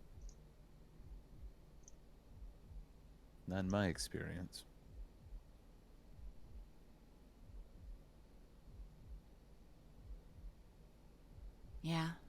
Yeah. My experience too. Yeah. You're right. You're right about a lot of things. Your eyes are pretty. I didn't say that. Cass just waves his hand in front of his eyes. Sorry, what did you say? I didn't say anything. Then we'll just enjoy the silence together. Yeah. I mean, yes, the silence together we will enjoy. All right, time to find another. Let's have our gangrel once again roll wits and awareness. Okay, I've got 6 successes. And I think we're at 0 hunger now. Yeah, you are at we're 0 okay. hunger. Okay, we're good then. All right, 6 successes. Nice. I have 2. I'm less aware. Let's Excellent. go. And okay. Y'all are able to find yet more out there on the trail. This is gonna get tricky though. You can tell that for all the trails you've picked up, there are, and this is Nina and Lilith can sense this, other kindred have already picked up on this trail. You'll have to be quick. Lilith is absolutely going to be in wolf form, going full out. All right. I will also let Casidius know of my feelings and then ask him to change too. And could I maybe point him in the direction that Yeah. I sense a target? Could I do that? Mm-hmm. Yeah. Yes. I'm gonna keep running though. I'm not going wolf. I'm gonna stay on foot. I want to be behind. This is balances the game, but also it's training. Training to Sidious. That's adorable. I'm at a disadvantage here. I pout, but fine. Go. We're running.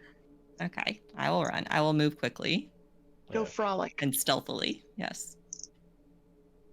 Vampire frolic. Vampire frolic. I'm not a wolf, but I'm pretty nimble. So. Let's have all the gangrel roll for stamina athletics again. Funny thing is, I'm actually better at this in my human form than wolf form. I got 2 successes. I got 1 success. I have 3. I rolled a lot of 5s, but a 0 and a 8, so for 3. Yeah. Lilith, as you run toward your target, you see it being this one red shirt, and he's backing up. He has tripped over something, and just as you're about to get there, you see this wolf in front of him transform into Gustavo, who pulls out a sword and chops the man in half in one swing. Blood pours onto the ground, splashing. Roll your... This will be a rouse check to resist the smell of the vitae everywhere. Just your hunger. 8. You don't get any hungrier, but there is a lot of blood on the ground. She is going to transform back into a very bestial humanoid form. She is going to growl at Gustavo, but she's going to, like, almost in a bit of a submissive show, that she's very pissed that he swooped in right in front of her and took the kill, but she knows she knows her place in the society, and she just sits there and she wants to give in to her beast. She wants to give in to her old instincts, but she knows that that would be very bad. So she's going to let her displeasure be known, but that she accepts that he just got there before her. Mm-hmm. He looks back, looks at your body language, doesn't say anything, grabs both halves of the body, one by the foot, one by the hand, and just drags them behind him as he starts walking back.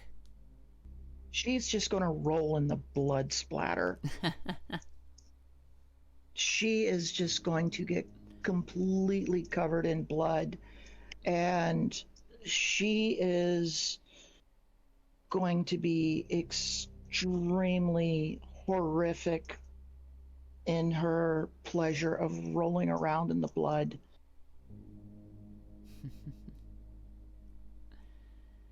Sidious and Nina, there is a blue shirt that y'all are closing in on. Nina can sense that they are being stalked by a wolf laying low in the tall grass. If you moved quickly enough, you might be able to get to this blue shirt first.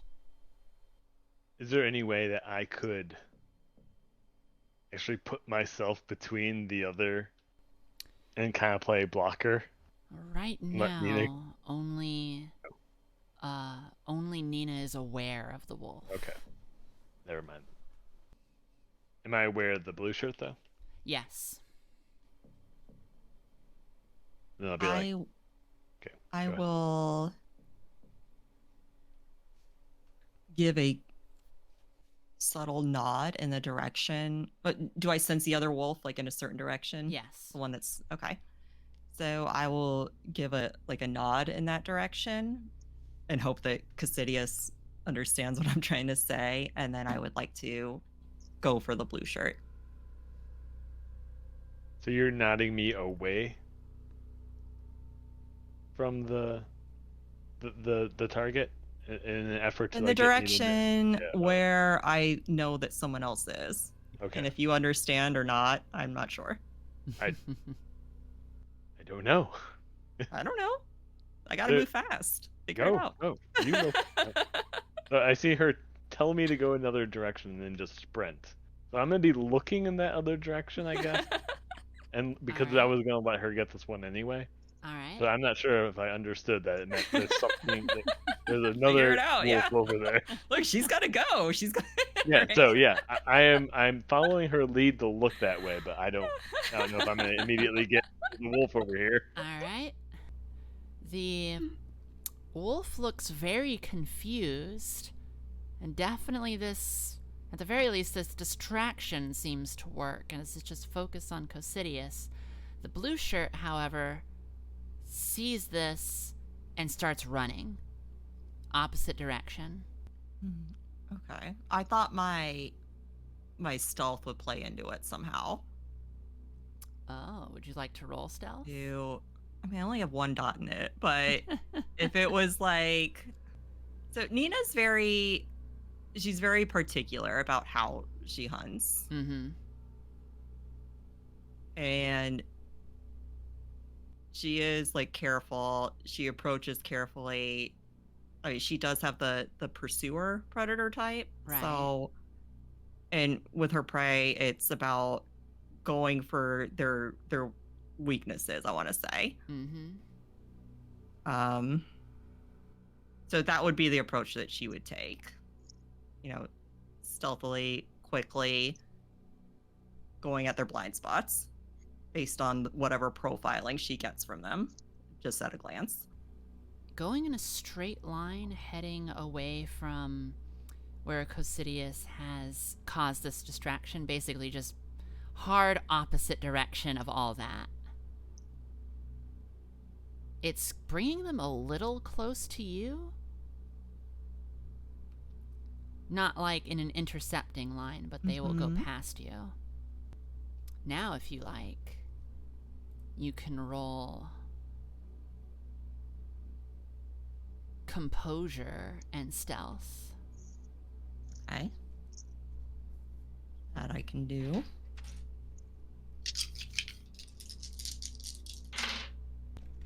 That is 3 successes.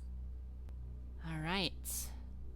This person, who, by the way, is just looks like they're having the time of their life, is running by, completely unaware that you are there.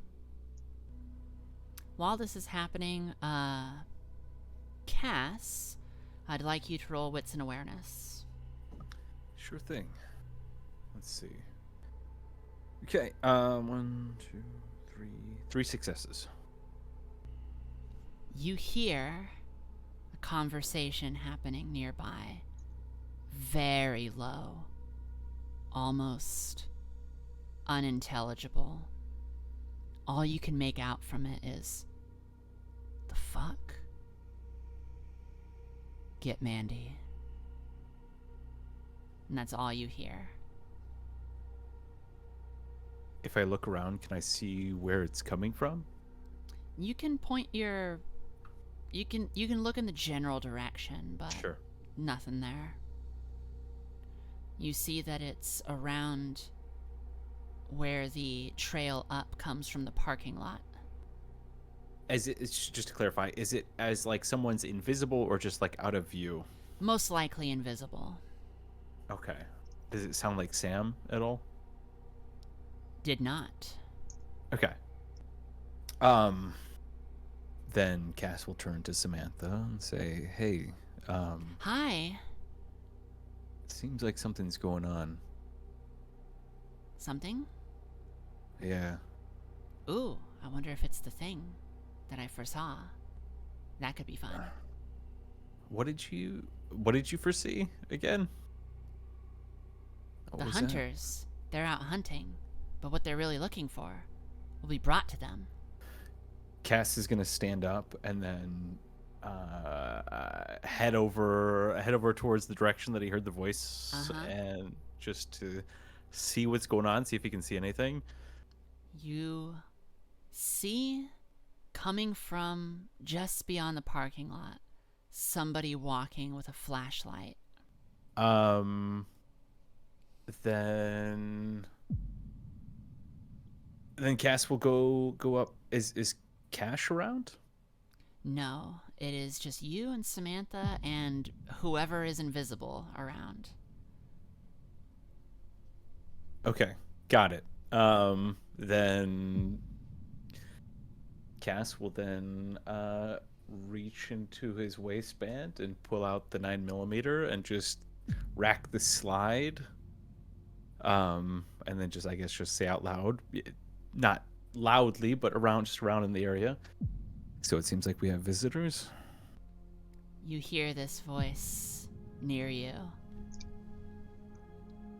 Right next to your ear. Mm-hmm. Why don't you just sit this one out, pretty boy? I'll take care of it from here. Cass is just gonna stand there and wait to see what happens. See if they do take care of it, or how they take care of it. All right. Back to Nina and Casidius. Casidius, you just moved in a direction. You see a wolf now growling at you, and there is a blue shirt running toward the direction of Nina. Okay, so yeah, I'm just gonna I'm gonna look at him with my my eyes and claws and just growl back. And just kind of play blocker for right now. All right. Nina, how will you progress here? They're just like 5 feet away from you. I'd like to grab them. All right. Do strength and brawl. They are just a mortal. You need but 1 success. Thank God, I've got one. Okay. All right. That would be embarrassing. All right. You got him, knock him to the ground, and you're able to restrain him. And the rules from here on out is I can feed. Yep. You got him Okay. down, and he's not resisting. He looks thrilled. But we don't kill the blue shirts. No. Okay. Does Casidius see me? Oh, yeah. Okay. Casidius, you see this happen. Behind you, the wolf transforms. You see that it was Cash. And Cash goes, ah, damn it. Well, she is learning very well. It's all part of the training. I'm sorry. No worries. No hard feelings. I'm just waiting to make sure I get some kind of nod of approval or something. I just want to make sure I did okay. I'll come back and yeah, you'll get head pats. Nice Okay, job. thank you. Yes, Nina likes her head pats. Yeah. Okay. Head pats and ear scritches. Yeah, I'll come back and be like, good job catching that one. Now let's drag it back. Cash goes, Good luck. I will go find another. he turns into a wolf and goes deeper into Lake Berryessa. Lilith, you're rolling around in the blood? Well, yeah, and once she's done, she's like right back on the hunt. Mandy lands next to you and transforms and just goes back to being a human and says, "Get back to the front right now." And she turns into an owl and flies in the direction toward the parking lot. Lilith just immediately stops what she's doing, transforms into wolf, and is bolting as fast as she can towards the front. All right. Hero, as Cass is there, putting the gun back. Putting the gun into his jacket pocket, so it's, hands at the side pockets. Right. Still holding onto the gun, finger on the trigger, but in the pocket.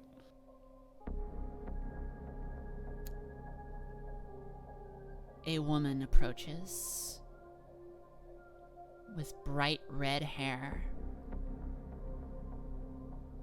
mischievous look on her face,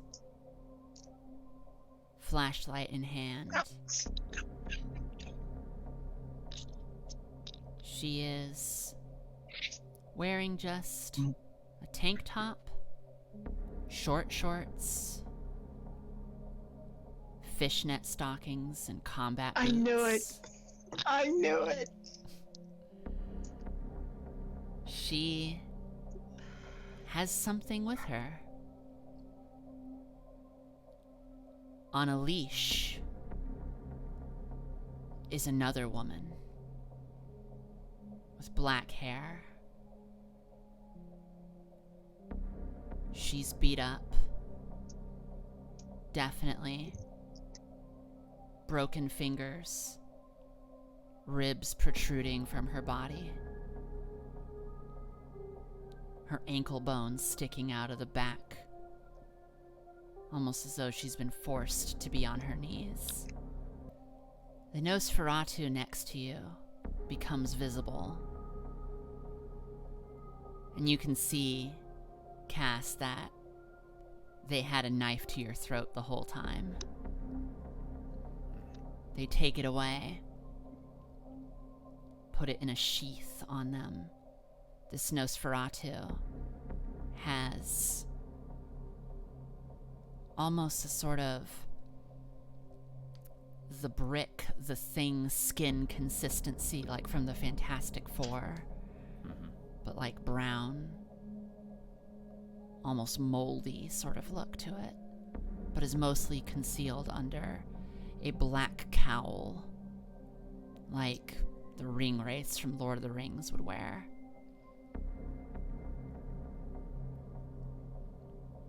They stand at the top of the steps as this woman approaches. Samantha walks over.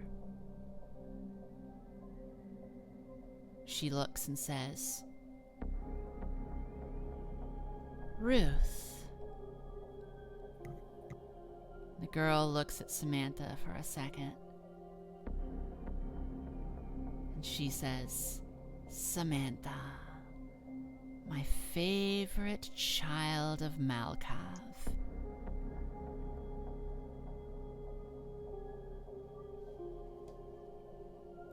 How are you? Is the night treating you well? She then looks directly at James Castle and smiles. A devilish grin. Piercing eyes. And she just goes, "Well, child of Arakel, how are you? Is the night treating you well?" I don't think we've been introduced. The name's Castle. And I guess we'll see how the night's treating me soon enough. Who are you? My name is Ruth. And I have a present to whoever wants to take it.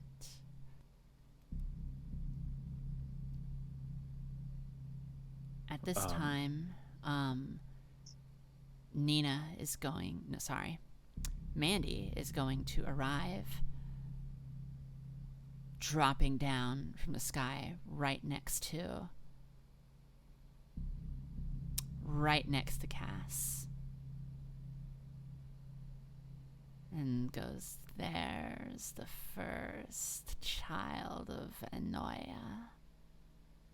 Hello. Perhaps you are interested in my gift." Ruth, takes a stick from her side, pulls it out of the back of her booty shorts, flicks it out, and it extends into a long cane. And she beats her collared individual with it and says, "Say hi to the Anarchs and the Camarilla." She looks up. Cass, you do not recognize her, but you can tell that Mandy does. Do you know her?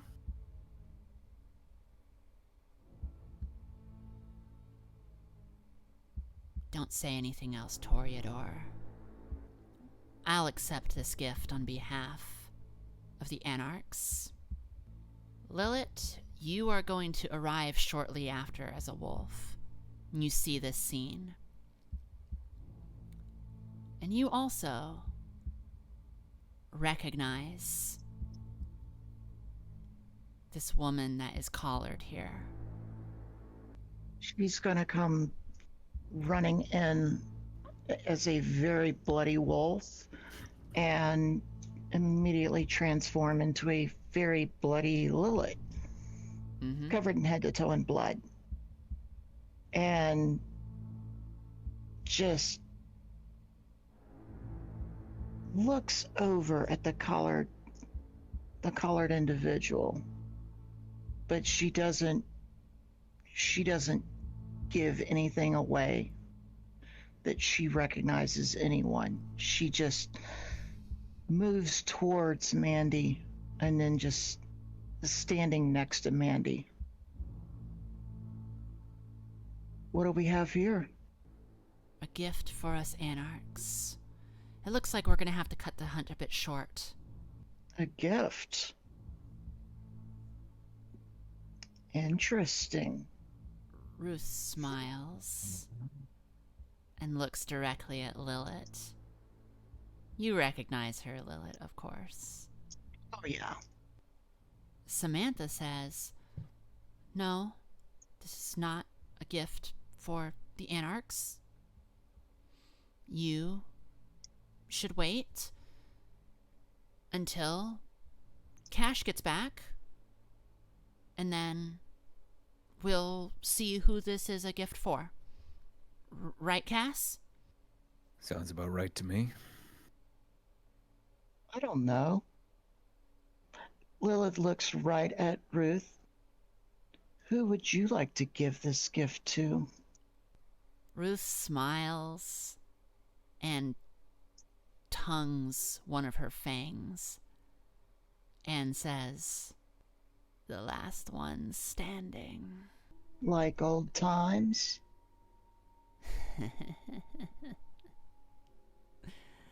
Like old times. Oh, that's sweet. So, You miss me? you're always welcome back, Lilith. I'm Who sure says that I we can really- do something with you. Who says I ever really fully left? The Sabbat says that. Mandy turns to Cass and says, "If If you try to stop me, Toreador, I will kill you. I will bring you to the final death. Do you understand me? I mean, we all die eventually. I guess it's just good to know what I'm dying over. Lilith is shaking her head, trying to let Cass know. Don't try it. She's basically going, nope, not worth it. Don't worry, I'm not interested in giving this one up until I see more camis to defend this prize. And at that, Sam the Snake appears behind Ruth with a knife to her throat and goes, I don't think there needs to be much of a discussion, does there? Ruth spits on the ground and goes, sewer rat.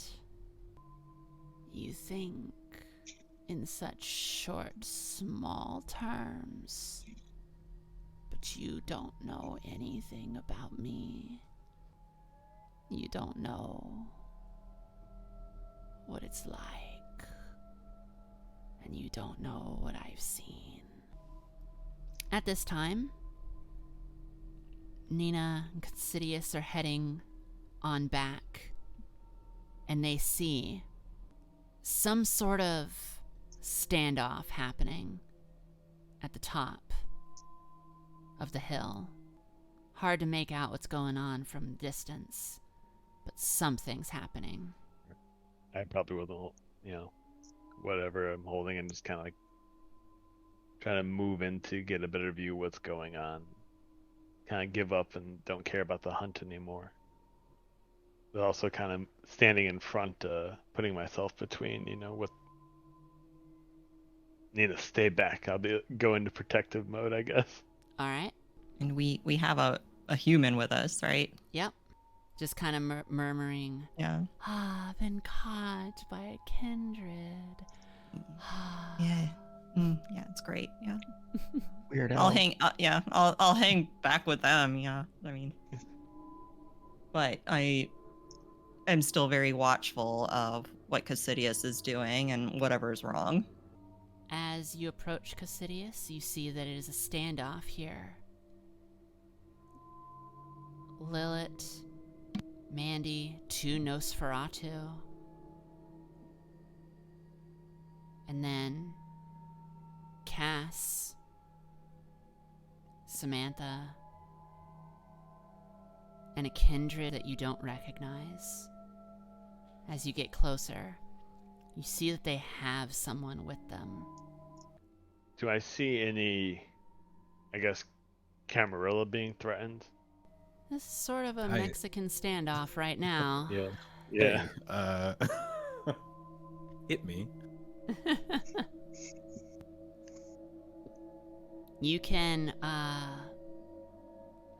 first of all, actually, Cass, I'm gonna have you roll Okay. Resolve Okay. and Leadership. Leadership. Okay. Got it. Is this a social skill at all? You could say that. Okay. 3 successes. Not quite enough. As... And you sense this, Cassidius. I'll have you also roll Resolve and Leadership. So just a resolve roll. Okay. How many dots of Resolve do you have? I have 3. It's possible. Get those 10s. All right. So I do have 1 10 and a 9 for 3 successes. Mm. I could do that. I could burn a willpower You and try to. could. Oh, is that a thing? You can burn willpower to roll again. Fuck. Yeah, you can burn. I mean, you do it, but I also want to do it because if I can, do I roll all of them again? No, you roll up to 3. Yeah, Up to 3? Yeah. Yeah. But I can keep the other ones, right? Yes. Yeah, you pull. You take a superficial willpower damage, and you can re-roll up to 3. I mean, you do you. I also want to do that. So yeah, I'll do it. I'll take a superficial willpower, Okay. and then all right, I'll re-roll the 1 because I already have 3 successes. Let's see what we Alright. get. 2 more successes. 1 more success. So 4. Okay. 5 successes. All right. Hey. Sidious, as you get closer, you stop in your tracks as Mandy suddenly becomes the scariest thing in front of you. Cass, Mandy's demeanor has changed. She's threatening, terrifying. You can tell that she has supernaturally made herself to be scarier. This doesn't discourage you, but you can tell. Where is she directing that? Just around her, trying to Okay. get people to back off. Okay. Sidious, you can approach, but in order to take any actions against Mandy, you will have to roll against your willpower. Okay. Which I now have 1 less. Mandy says to Cass, back off. I've never been good at listening. Her hands, fingernails start transforming into the claws of talons, and she looks more threatening. Samantha goes, "Don't hurt Cass. You can..." And a tear of blood starts pouring from one of her eyes. "You can take... You can take this one for the Anarchs. Just don't hurt anyone." Nina, you approach. You will also have to make resolve and leadership.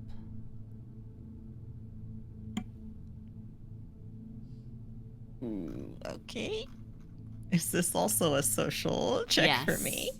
Okay. Let's go. My God.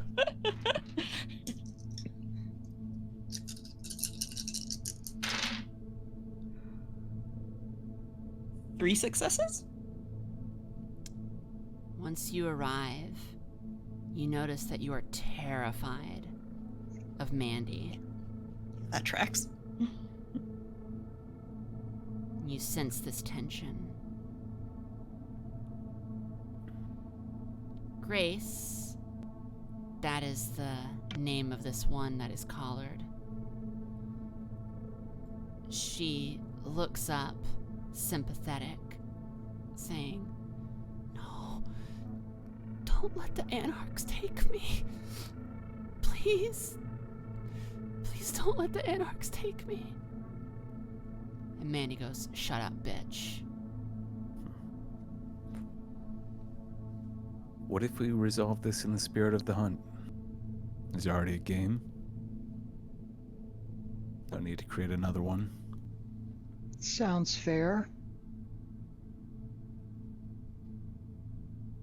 That is if y'all want to go up against Mandy. Sam. Lilith looks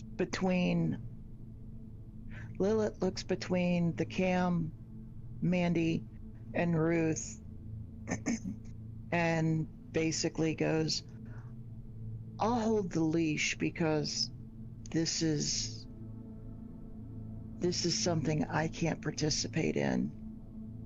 Neutrality and such. I'm sure you understand. Sam the Snake looks at Lilith as he's holding the knife to Ruth and says, "What's to stop me from just killing this bitch and taking off? Yeah." Do you really want to start another war? Because, Sam, we all know that's what would happen here tonight. You kill Ruth, one of them will come down and kill one of yours, or kill someone on the cam side to make it look like one of yours. And you know how that's going to go. It never ends good for anyone. And she nods towards Ruth.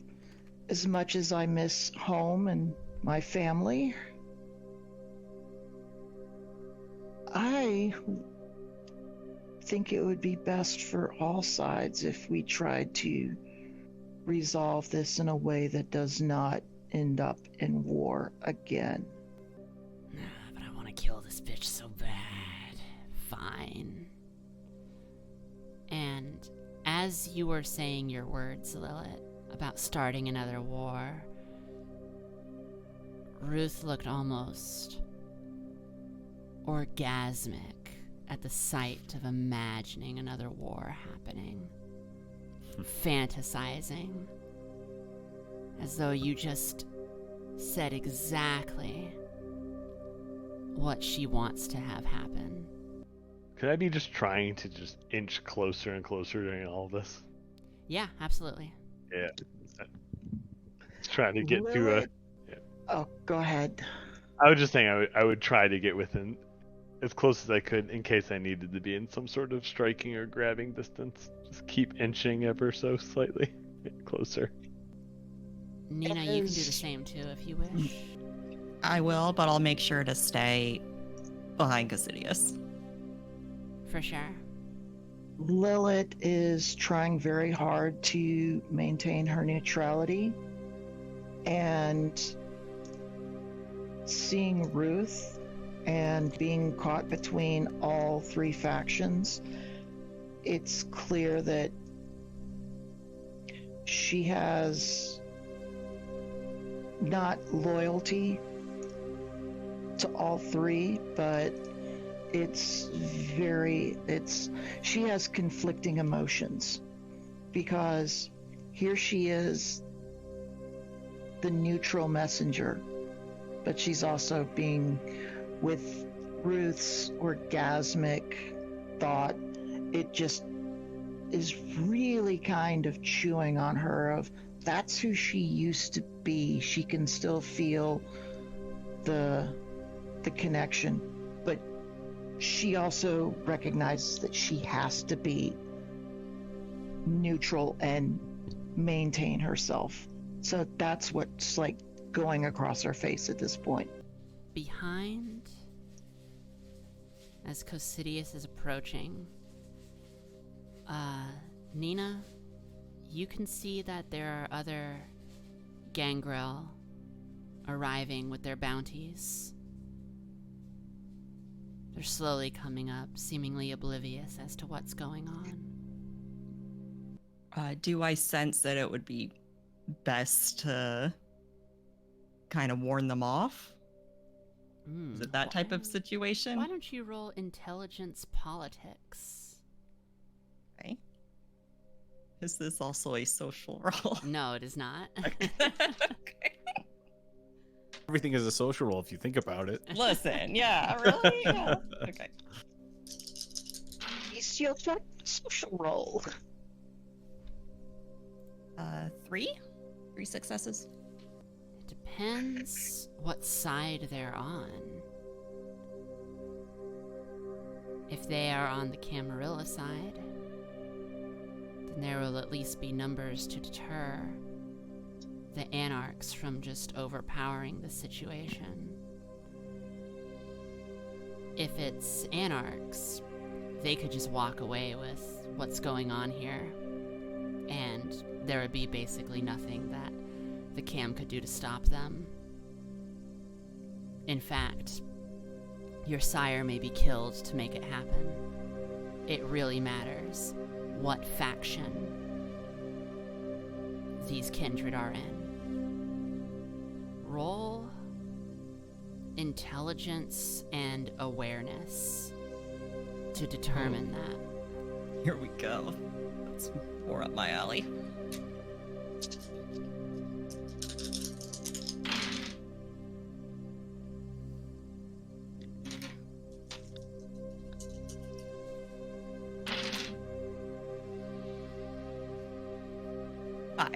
Five successes.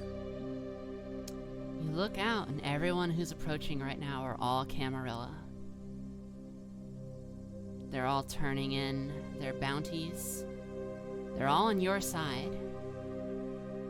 Letting them know ahead of time before they get here might be a great idea. So what would be the best way to do that? I'm trying to think. Just like a pleading look to them and holding my arms out. I don't know, but that's probably what I would try to do instinctually. All right. You're gonna go and approach arms pleading out and everything? While still keeping as safe a distance as I can from what's going on there in the center. Of course. Yes. Yeah, you approach, and the first person that you see is Gustavo, walking back with 2 armfuls full of blue shirts who are all thrilled at what's happening. He looks at you and just goes, "What do you want?" And I will answer him honestly. I'll say, I don't know exactly what's happening here. I just know it's bad. He squints, drops his bounties, and then walks up the hill. Behind him, you see Cash approaching. He's got someone slung over his shoulders. Do you want to go to him as well? Yes. All right. Yes. He's Cash. a primogen, correct? Yes. Okay.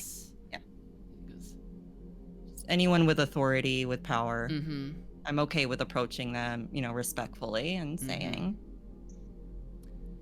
Ah, fledgling. It is good to see you. How are you enjoying the hunt? I was enjoying it just fine, but there's a situation here. I don't know the circumstances, but I sense it's not good. He puts the body down, says, Thank you. and then he runs up the hill. So, Sam the Snake says to Ruth, "If I were you, I would let Lilith come down here and take the reins of this grace. And you go fuck off. How about that?" And Lily, are you coming down right now to take the reins? She is on her way to take the reins, and she's gonna walk down there and hold her hand out. All right. You see that Ruth is reaching for something just tucked underneath the belt of her pants, and she's trying to get to it quickly. Can I do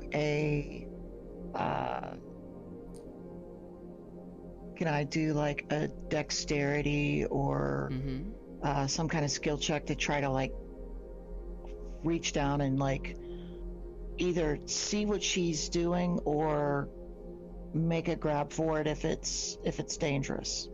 Yes.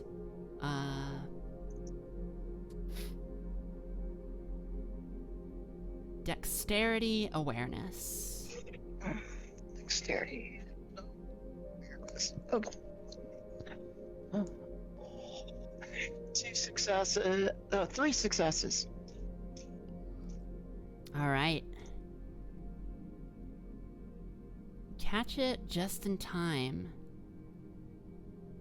You see that she essentially has a little derringer, but it's a special one. It's a hunter derringer. One that has fire ammunition. You're able to grab in time for her to pull it out. She sees that she's not going to get it out, and she locks eyes with you. Sam, seeing this motion, digs her knife right into her throat and pulls her away and throws her onto the ground. Bleeding from the neck, she stumbles to her feet and then runs off into the parking lot. At this moment, Cash arrives along with Gustavo. I gotta do some rolls real quick for my NPCs. Okay. Let's go with Sam. As Ruth is running off, Lilith just goes, well, I hope this doesn't ruin the holidays back home. In the blink of an eye, that Nosferatu has been slammed against a tree by Gustavo. Nice. And Mandy has been pinned to the ground by Cash. This happens in less than a second, as soon as they get over the hill. And at this, Mandy braces herself. Gustavo says, just back in Cass's direction, What happened? Last minute prize was added to the table, and they wanted us to fight to the death for it. But I think we've come to some kind of agreement. You're welcome for that. Isn't that right, Mandy? Mandy looks at you in the most hateful way any kindred has ever looked at you before. The winner of the hunt is allowed to choose their prize. The Cash and Gustavo look at the one that you now have, Lilith. And they go, and Cash goes, Ah. Grace Newsom. So the Anarchs didn't get her after all. This caitiff, I take, you recognize, Lilith. I do. That's who Connor and the other blue blood bitch was sent to go pick up from the Oakland airport the night that I escorted them into Anarch territory to Oakland International.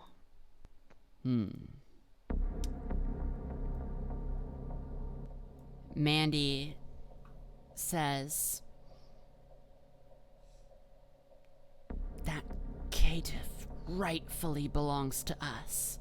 And Cash goes, That's interesting. You don't look like you're in the position to say anything. Well, here she is in Camarilla territory. I would say that she belongs to us.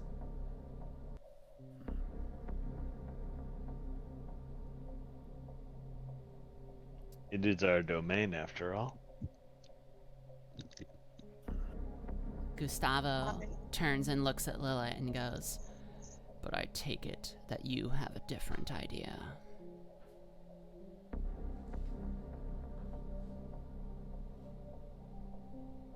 Say, we're all gangrel here, except for pretty boy Baby Fang over there.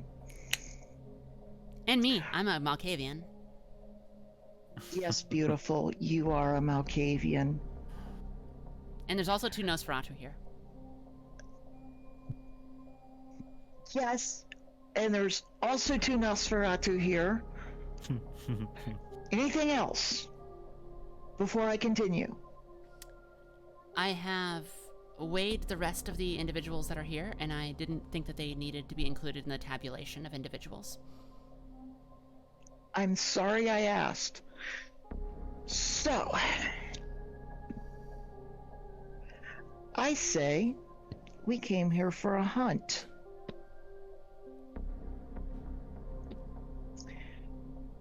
So, we make it a hunt. That's such a good idea. One champion from each side will hunt a target. Whoever catches the target first is the winner. How does this sound?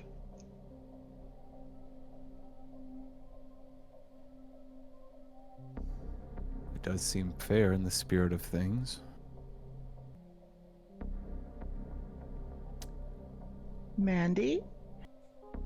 Fine. Now, we need a target. I don't think these, and she, gestures to the pile of bodies, are in any shape or manner to be of any use. Which leaves us with who gets to be the bunny rabbit. Well, certainly it should be somebody who's neutral to both parties, wouldn't you agree? I'm holding the leash. Sure. Not saying Sam it the has to Snake be you. goes, I've got an idea. Right now, there's a Sabat bitch running through the fields. How about her? Well, technically, I can't say, yes, go hunt my sister. That would probably be the best bunny rabbit, unless Cass would like to volunteer. I'm all for hunting the Sabat bitch. Mandy. Too bad.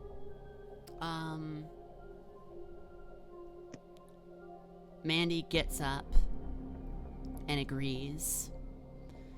Fine.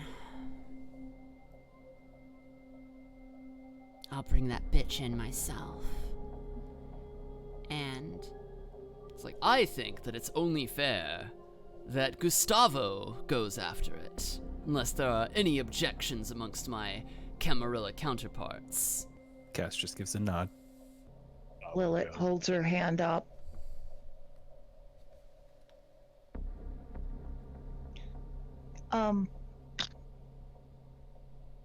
Let's make it fair. What if Harper runs on behalf of the Camarilla? Mandy and Carper, they're, I think, most even. Well, this isn't about fairness, this is about who's the best. But I can gladly take her. So... I'll accept the are you challenge just to shut that smug fuck up. Let's fucking go. God, you are so hot right now. And Harper, I was about to ask, are you saying that you are not the best? Because the pride and prestige of a Camarilla is riding on you. Think of the boons that you would get from the prince It's if easily you were the one. it will easily be completed by me as well. So yes, there's no need to worry. Mandy, you're hot. My money's on you. Aren't you supposed to be neutral? I am neutral. I'm still a betting girl. Your pants say otherwise. I'm not wearing pants right now. Agreeable? Agreeable. All right.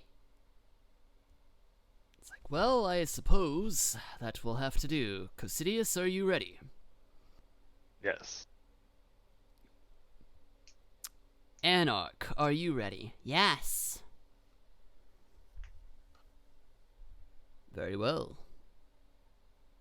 Enjoy one final hunt. So, roll your wits and awareness. Okay. So ready for this. This is gonna be fun when I just totally fall on my face. believe. I am going to, because I'm just going to go all out on this. I'm going to, on this roll, I'm going to surge the blood. Okay. I'm going to make my rouse check. 'Cause I got lots of hunger to work with. I just ate. Do it. Okay, so I don't get hungrier. Good. And so wits awareness, 2 plus 2 plus 2. That's a lot of 2s. So I'm also, right now I only have 2 successes, but I'm going to burn another willpower. And that gets me 2 more, so 4 successes. So I surged and burned willpower on that roll just to Yeah, get you 4. did. Yeah, you did. Mandy Worth turns into her giant owl and takes off, immediately flying overhead. Roll now your strength athletics. Okay. I am once again surging because I got lots of blood to work with. All right. So this time I also didn't get hungrier. I'm getting lucky on those rolls. And so strength athletics. Yes. Okay, that's strength. Athletics. That's the surge. So this is 10 dice. So we'll see how I do. Ugh. Wow. 3 successes. All right.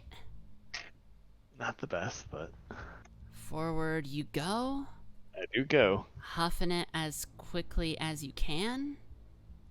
You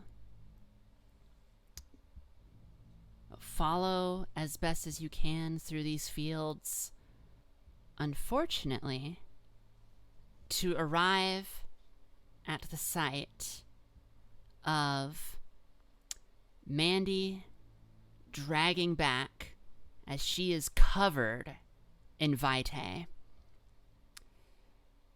This Sabbat woman missing one of her arms with a stake through her heart.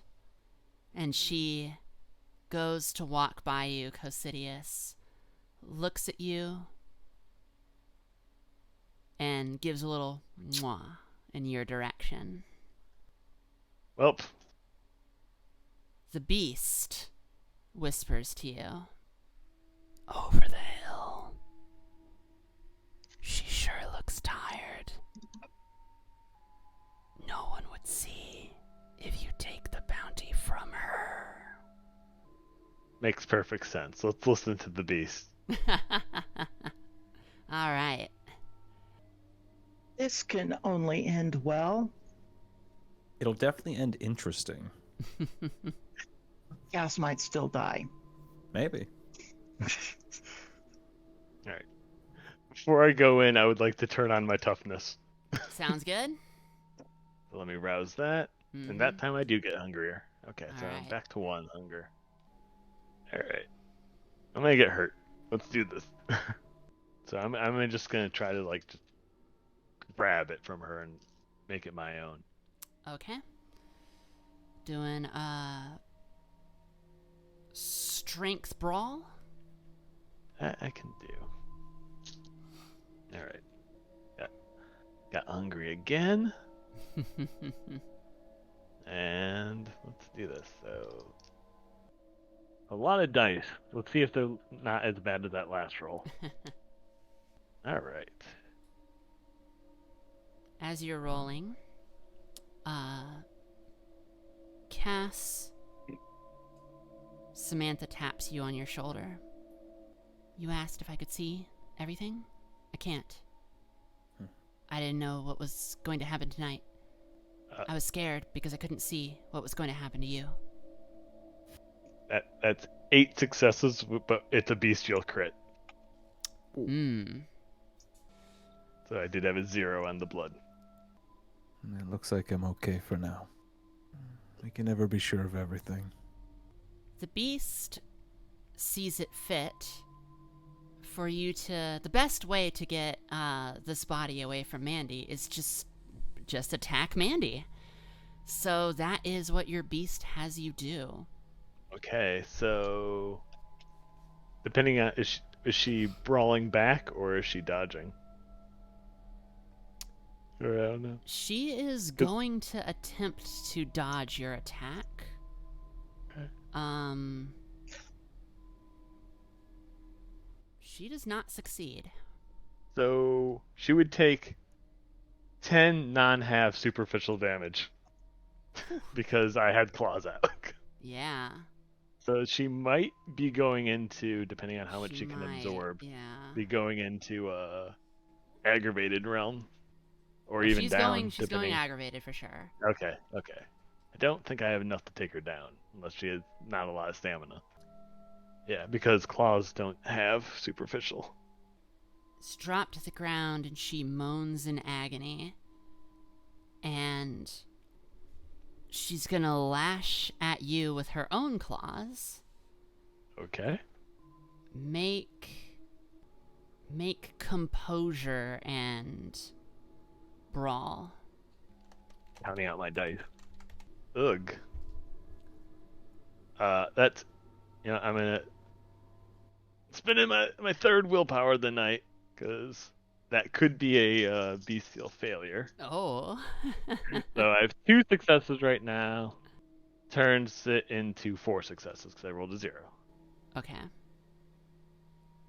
It's not quite enough. Not great.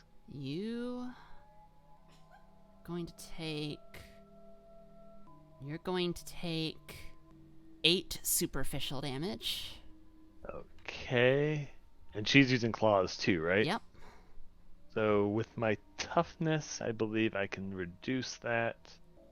Subtract fortitude from defense and superficial damage sustained. Okay, so I can subtract 2.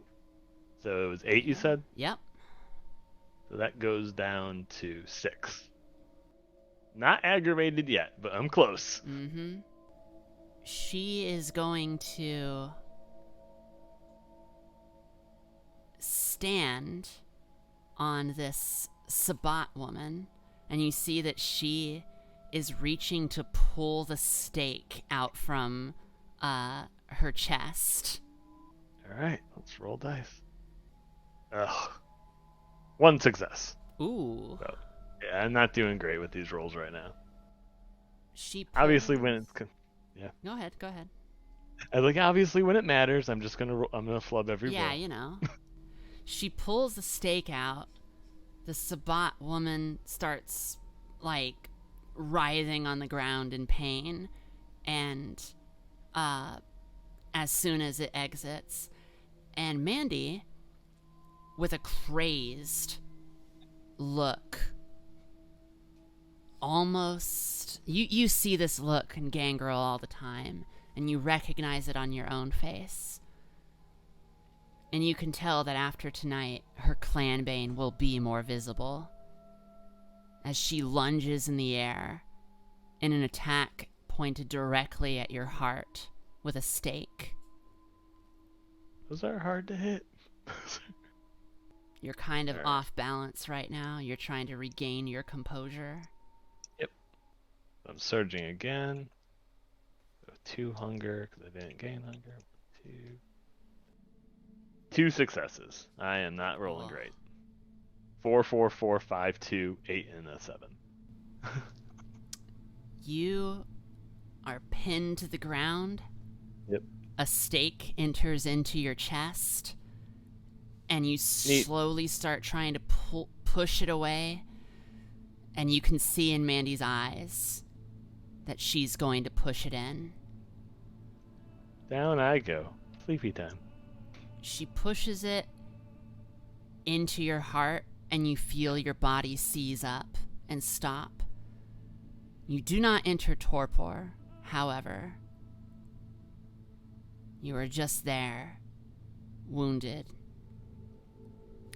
Give yourself 2 aggravated wounds. Okay. As you lie there, Mandy is covered in blood over you, looking down. She goes and she drags this Sabbat woman over your body. And she puts her fingers inside this woman's mouth and says over to you, "What do you think? When she disintegrates, are her ashes going to turn purple or not?" And she, with her fingers, rips the top of this woman's head off, leaving just the bottom of her jaw just there on the ground over your body. She decomposes on top of you as you lie there with just this stake through your chest. She puts her full weight on your stomach as she pulls the stake out and throws it on the ground. You come back, barely able to get to your feet. She scowls at you and starts walking back with the head. You can hear her say under her breath, "Fucking cammies." Fucking dice. When she returns, the caitiff woman looks disappointed. She collapses, maybe under exhaustion, maybe under the disappointment. She throws the top of the head over at Lilith's feet and scowls at her too. Without saying a word, Mandy drags the caitiff away and starts taking her over to her car. The Nosferatu turn invisible, and you can hear them following. The rest of the Camarilla stand there, watching as this happens. Cash says to Nina,